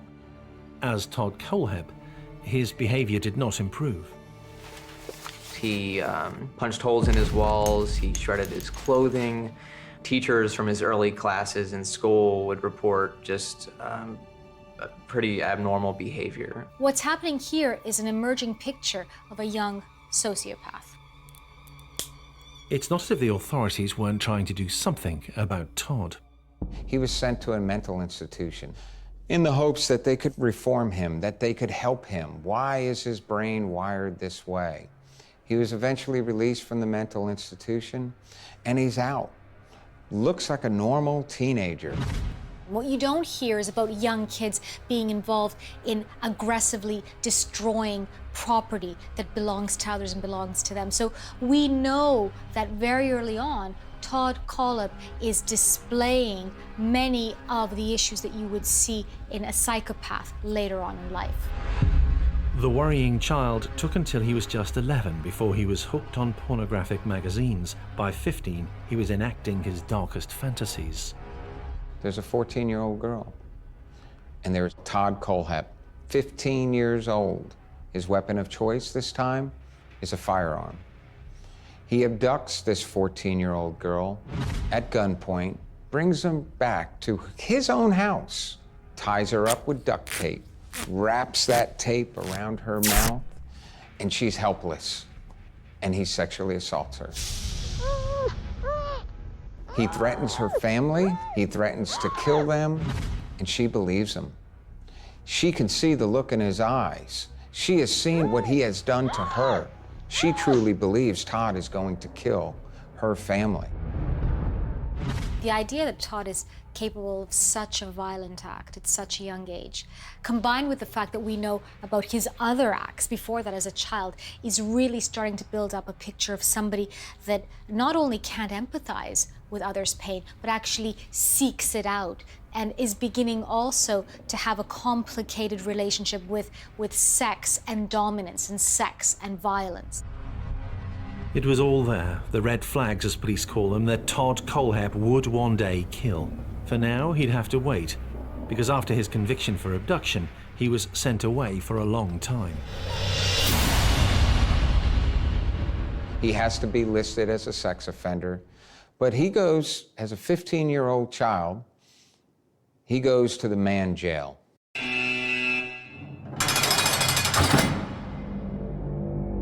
Whilst inside, he begins taking courses, equipping himself to be Todd Colehap Mark II.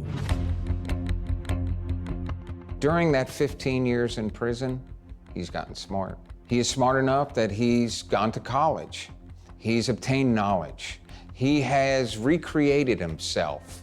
He has performed as a prisoner what society and what prison reformists would think is a model prisoner. And at age 30, he gets released once again into the world. Once he came back to Spartanburg, he lived a seemingly very normal life. He went to school, got a degree. He has completely changed who he was, at least on the outside. But that evil, that violent monster was still within. After getting a job as a graphic designer, Todd is able to indulge two post-prison passions: collecting guns and motorbikes. He had several BMWs, motorcycles, would brag often about the amount of guns and firearms and ammunition he had been collecting. 2 years after the reformed Todd Colehap was freed, something very bad happened in Spartanburg. Todd Colehap may have appeared rewired for the better since his juvenile days, but he wasn't. He was a killer. I just remember standing there, and it was a tearful plea to the judge, but I just looked over at him and wanted him to know what a great person that he took out. Charlie would have gave you the shirt off his back.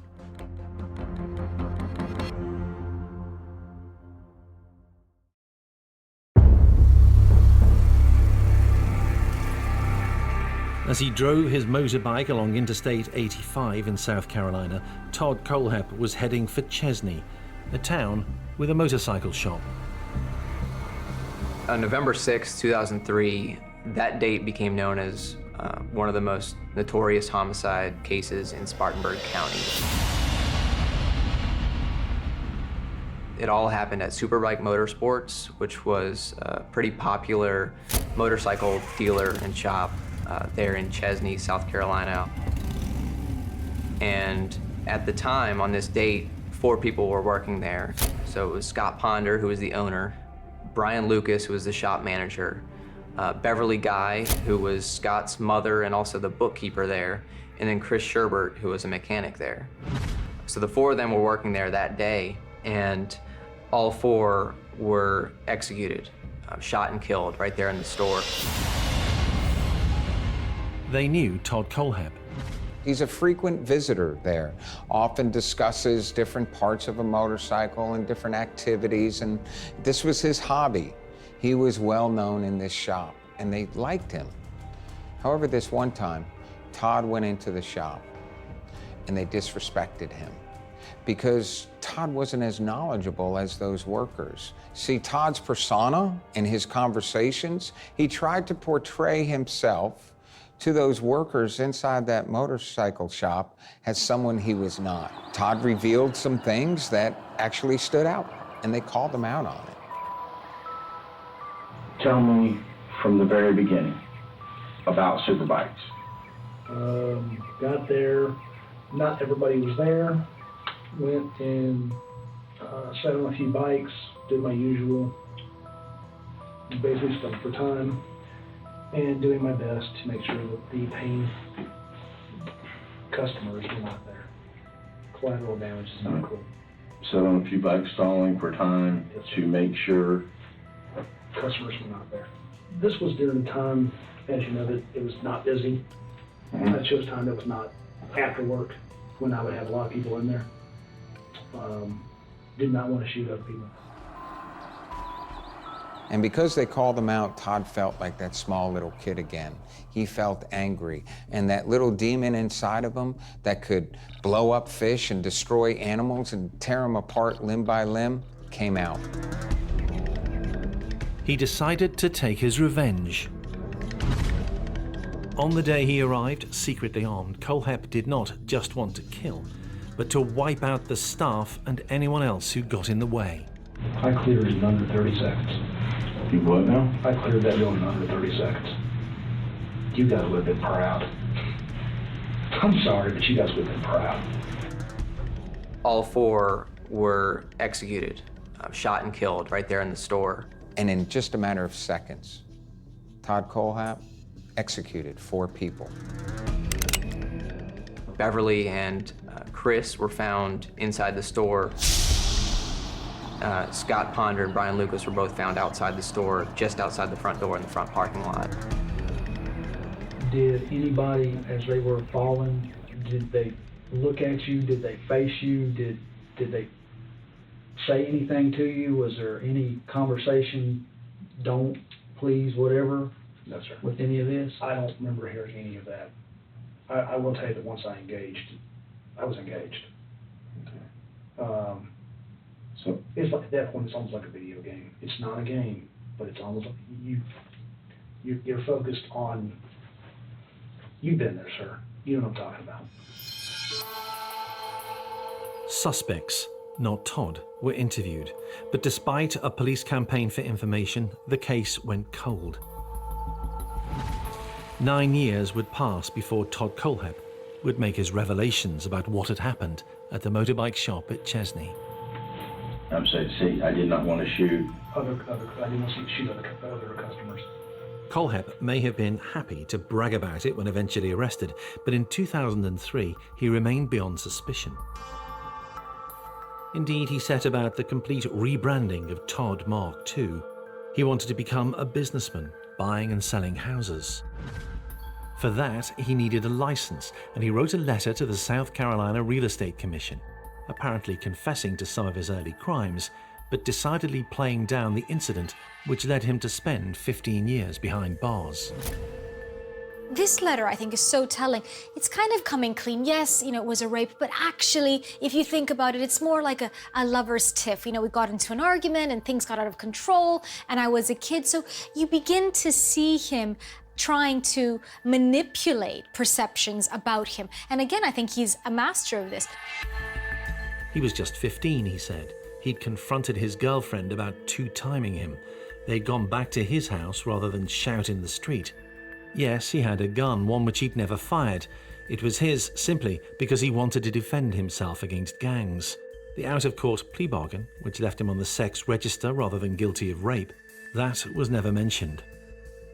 This horrible incident that we see back in his childhood, age 15, is something that, people will read the letter where he explained it and think, you know what, he was right. It was a blip, it was, awful that it happened, but look, he's been rehabilitated, he's better. But of course, that's not the case. But it works. Todd C. Colehap, age 33, had used his powers of manipulation to gain respectability. It's actually scarily impressive. So what we find is that he sets about reinventing himself. He gets a real estate license. He then becomes interested in flying. He gets a pilot's license. He's a successful member of the community. And from there, we just see him really digging into his professional life. He eventually opened his own company, TKA Real Estate. He was the lead broker, and he had almost a dozen agents working under him, selling houses for him and everything. By 2015, Todd Colehap seemed set. The real estate business had been kind to him. He was the go-to guy when it came to buying and selling homes around Spartanburg, Anderson, and Woodruff in South Carolina. He looked like everyday an American. He looked like that person that you would want to be your neighbor. That's what makes him so scary. Todd had bought a big house himself and a 100-acre farm.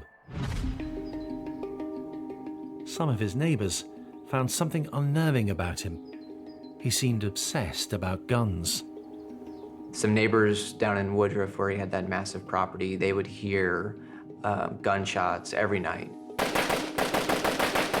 Hundreds of rounds of ammunition. So they were only left wondering, what's going on down there? There must be a lot of target practice if that's the case.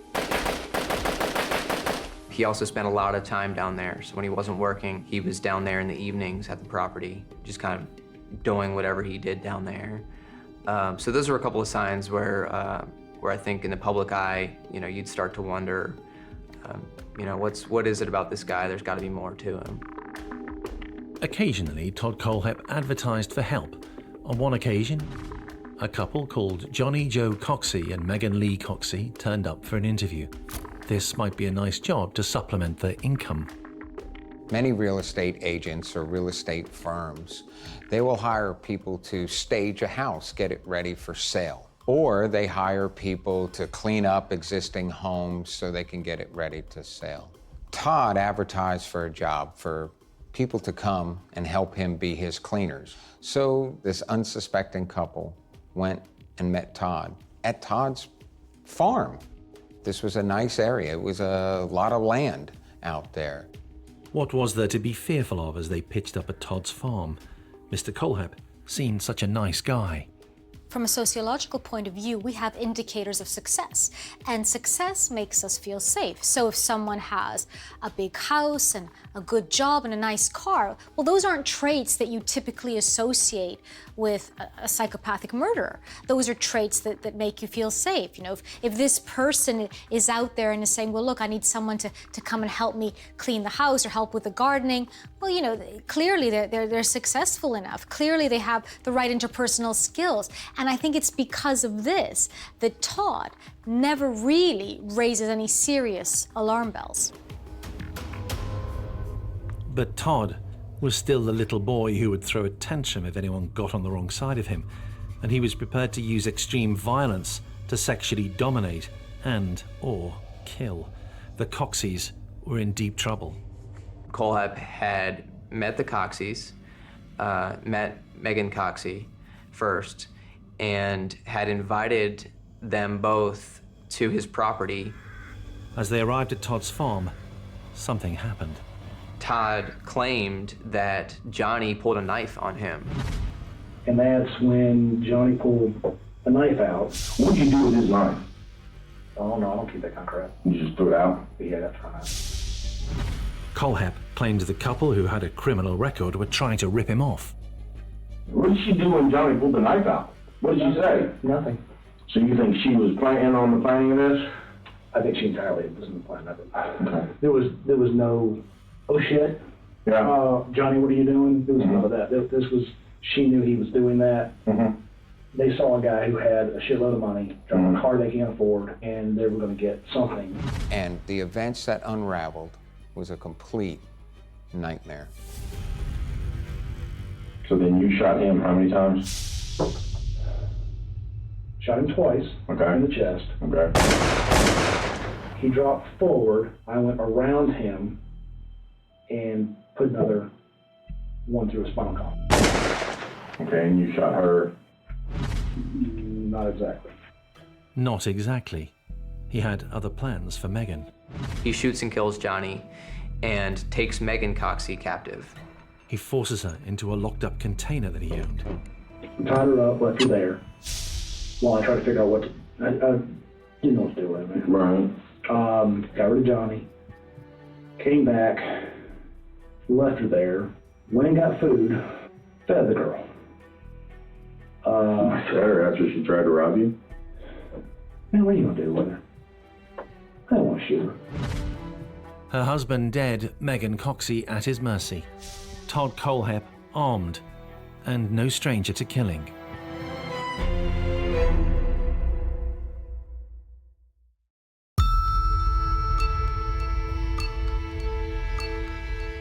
Megan Coxy does not have much to defend herself as she's locked in a container by Todd Colehap.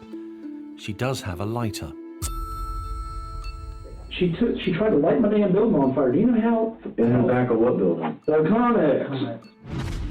He holds her there for about a week. This is near Christmas of 2015. Mostly just left her the hell alone. I didn't know what to do with her, and then she kept burning shit. I come in and all of a sudden find that she burnt her blanket, and she burnt this. She's sitting next to 100,000 rounds of ammo. Love of God, please stop burning shit. If that thing goes off, you know what that would do to a neighborhood? So after a short while, Megan tries to get out, and she puts up a struggle with Todd. Mistake. Colehap knew only one way to deal with someone putting up a fight. He shot Megan in the head, and it's likely she died instantly.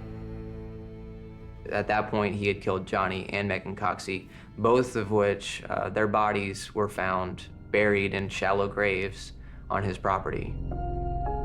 The couple were reported missing, but weeks of appeals yielded nothing. Todd Colehap carried on with his business, using Facebook to sell houses, LinkedIn to boast of his success. While the people that know him face to face, for all intents and purposes, see him as perfectly respectful, his social media site starts to display something that you don't see when you meet him. If the front behind which Todd Colehap hid the fact that he was still a torturer, a murderer, had worked to allow him to kill and most probably rape again, what was stopping him doing it all over again? We know that he's already kidnapped and killed one couple, Johnny and Megan. And he's done this by putting out an ad and saying, look, I need someone to come and help me take care of the house. I need a cleaner, I need someone out in the garden. And he does this, gets away with it, so he decides to do it again. And Kayla Brown and Charlie Carver respond to the ad in the paper. And that's what the beginning of the end is for Todd Colehap. It was the beginning of the end for a young man called Charlie Carver. Charlie was a good kid growing up. Wanted to go out, make an honest living, honest day's pay. One weekend, Charlie met a young lady. The relationship blossomed. Her name was Kayla Brown. Charlie and Kayla, they met through Kayla's mom, became friends, and just kind of stayed friends, for a year or so. And Kayla was, there, and they were basically just friends. And then eventually, I guess it led to them dating. On a hot summer's weekend afternoon, Charlie brought Kayla back to meet his dad. I really didn't meet Kayla until the Saturday before they went missing on August the 31st. That was the first time I met Kayla. And when I talked to Charlie's mom, I'd asked her how long had they been going out, and she said she had only met Kayla once. So, we got to talking, and, they'd probably only been dating just a couple of months. Missing. The couple had gone missing. Nobody saw or heard from the couple for 5 days. What had happened to them? Texted him, called him for days. And then on that Sunday, his mom went ahead and filed a police report and reported him missing. And Charlie's own mother filed a missing persons report. And in that report and in the conversation, it was known that they were going to meet somebody about a job. They'd set off for the job on August 31st. Colehap asked Kayla and her boyfriend Charlie to come to the property in Woodruff to help clean.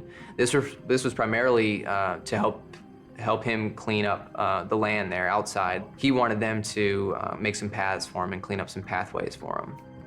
On arrival, Colehap set about his work. Unfortunately for Charlie, he was killed probably in those first few hours. The way that Todd operates really gives some insight into how au fait he was with control and manipulation. The first thing he does after kidnapping these couples is to shoot, the strongest party, right, is to shoot the other man. And I think this accomplishes two things. I think on the one hand, he has less of a challenge there, someone who he doesn't outweigh by 50 pounds and doesn't, outrank by, 5 or 6 inches. But the other thing that it does is he ensures that he tells the women he's not playing around. So they better feel intimidated, they better feel scared, and Most importantly, they better not challenge him. Kayla is at his mercy. As he had with Megan, he throws her into his container. Somewhere nearby, her phone is left discarded. It becomes vital in what's to happen next. Kayla had a cell phone. As a detective, one of the first things you would do in this kind of case is order the cell phone records. Now, one would think that you would be able to declare an emergency. There were really no signs that an emergency was happening at this point, so you're having to rely on court orders, warrants, or subpoenas. Telephone companies can take as much as 6 to 8 weeks before you get those records back.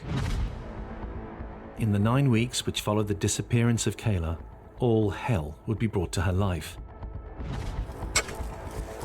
Colehap buried Charlie's body, showed Kayla where, the better to control her. Meanwhile, the police and the families of the couple were desperately searching for them. For at least the first 30 days, we would just cover roads, rural roads, looking for a car that was wrecked off the side of the road. Park on the road, go down an embankment, do anything that looked out of place. Our car could be hid up under, if it went underneath brush or whatever. Charlie's mom and her husband, they did the same thing that we were doing. So we cover more roads around the county. Because, at that time, that's what we thought had happened. They were not to know that Charlie was dead, or the chilling ordeal that Kayla was being put through. She'd been chained in his container, forced to become the sex slave of Todd Colehap. There were some things inside that shipping container, little bed area, boxes, some things for storage, a lot of ammunition and firearms, but he chains her up in there. When you look at the way that he acted, it's truly chilling.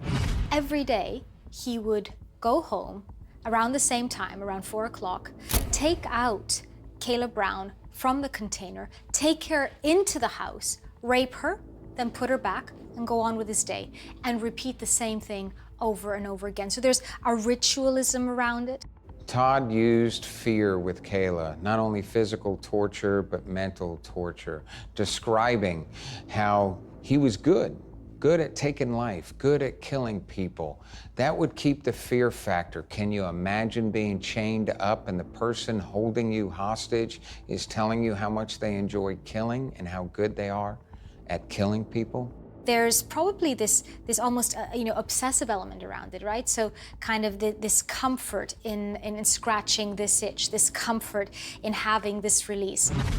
Indeed, there must have been a serious high gotten, not just of the sexual gratification, but of the ability to impose your will, to subjugate somebody to that extent. And if we think back to those early days when he was just a child and acting on animals the way that he was acting on human beings, you can see almost how this escalated. After some weeks, the phone company was able to supply detectives with the data from Kayla's phone. Using Kayla's phone number, the detectives are able to, what's called pinging, look at the cell phone towers. And it basically is a triangulation. And they know that somewhere within a 3-mile radius of the last cell phone tower that Kayla's phone hit will be Kayla's phone. And so they start the search. And where they start is the closest area near this cell phone tower. And it narrowed their search down to that area in Woodruff where Colehap had purchased and was developing that 96-acre property.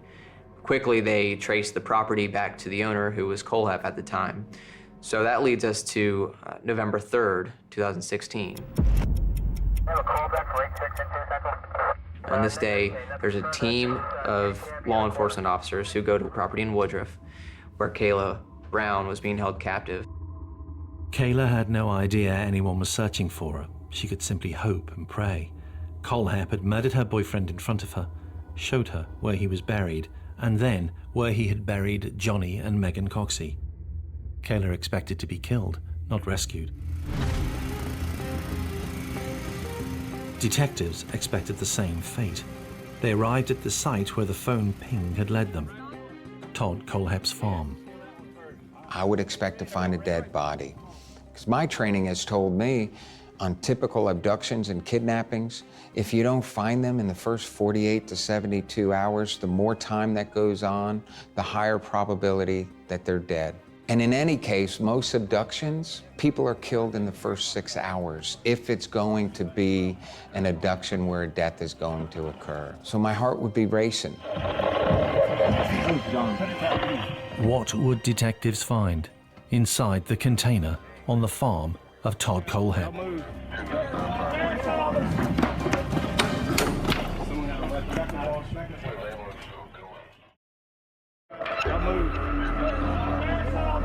This is the moment Kayla Brown was rescued. Detectives' hopes were raised as they battled to get inside because of what was not there. So as those doors are ripped open, what would stand out? No smell. It's a farm, a small shed with no smell, and you have the banging. What's causing the banging? So when you're thinking you're there on that farm to find a body, to hear that banging, oh my God, are we going to find Kayla or Charlie alive? Just a girl. Just a girl, just a girl. How are you, honey? This is bolt cutters. This is our investigator. He's a paramedic, sweetheart. Oh, yeah. Okay, we're going to get you out of there, okay? Kayla is indeed alive. She has a chain, like a dog chain, a thick chain wrapped around her neck. She can't really move too long, and the detectives and the police are able to rescue her. What is discovered shortly thereafter, unfortunately, Charlie was murdered. Do you know where your buddy is? Charlie? Yes. He shot him. He shot him? Who did? Douche. Todd Colehap shot Charlie Carver 3 times in the chest, wrapped him in a blue tarp, put him in the bucket of the tractor, locked me down here, and I never seen him again. Charlie was murdered that very first day. You see, Todd didn't need Charlie. He wanted Kayla. He made Kayla her chained up sex slave. He did to Kayla anything and everything that he wanted to do. He gained pleasure from torturing her as well as doing other horrible, horrendous acts that one can't even think of. We're gonna step you out, sweet. Charlie Carver had been shot almost immediately he arrived at the property. A detective called his father. The gentleman on the line told me, he said, Mr. Carver, we need to talk. We found Kayla. And I just remember thinking, wow. You know, I mean, because at that point, my first question to him was, where's my son? And his response was, we haven't found him yet. Kayla led police to a shallow grave, that of Charlie Carver. Just didn't seem real. The whole conversation, you're thinking, no, it can't be. You get to that point, you're denying it, you know. You got to show me, you got to prove to me that you know without a doubt that it's him, you know. And they were going off of a couple of tattoos that he had and things of that nature. That's how they identified him.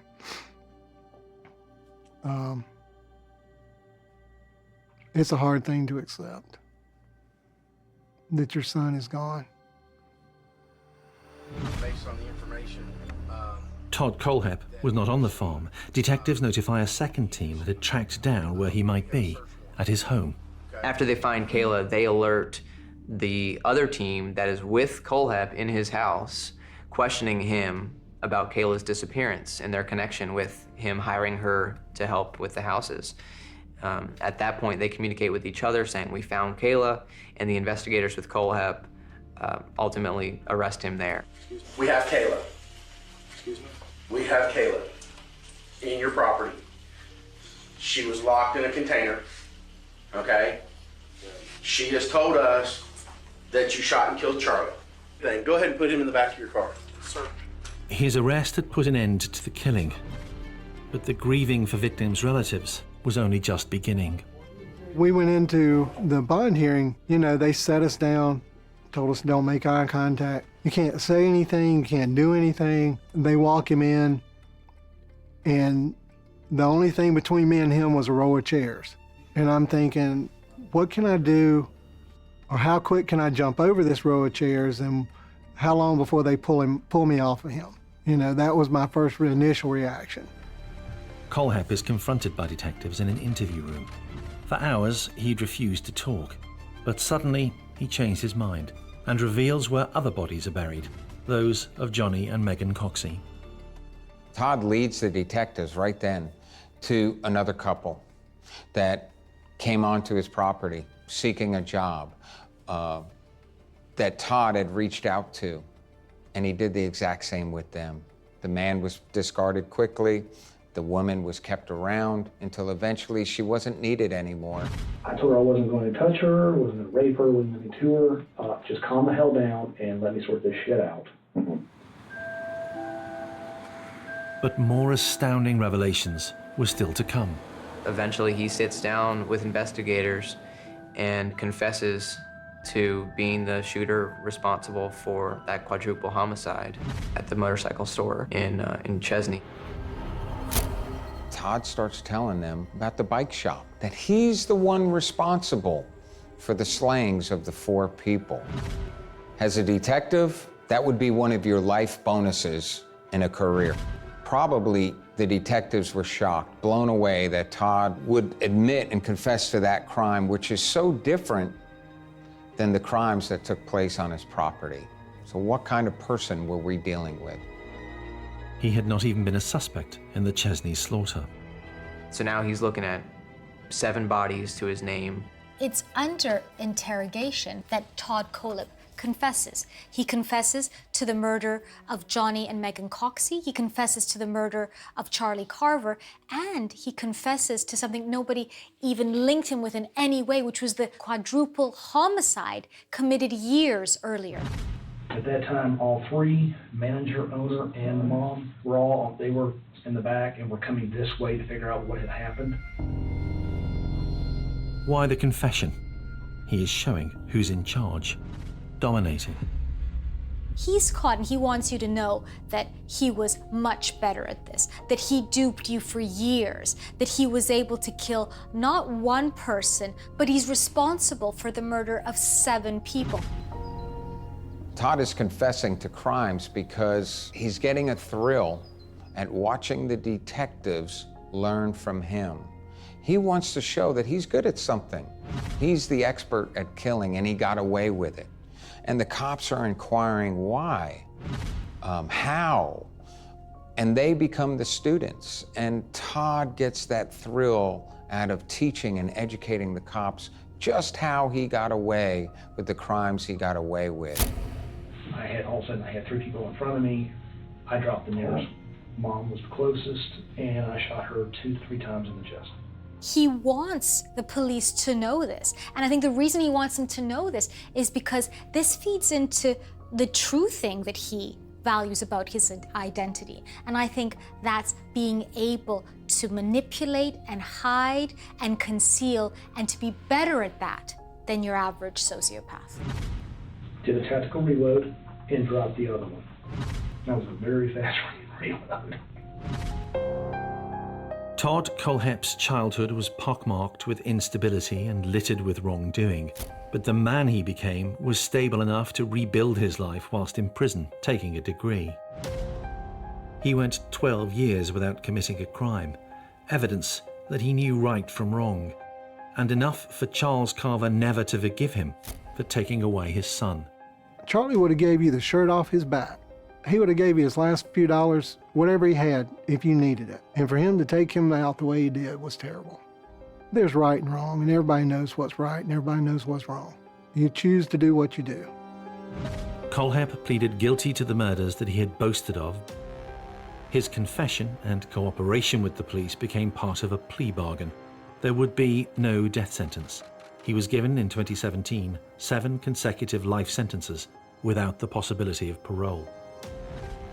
In 2018, Kayla Brown initiated proceedings against him in a civil court, bringing the couple together in the same room for the first time since Kayla had been chained and tortured by him. She and others are seeking damages from Colehap.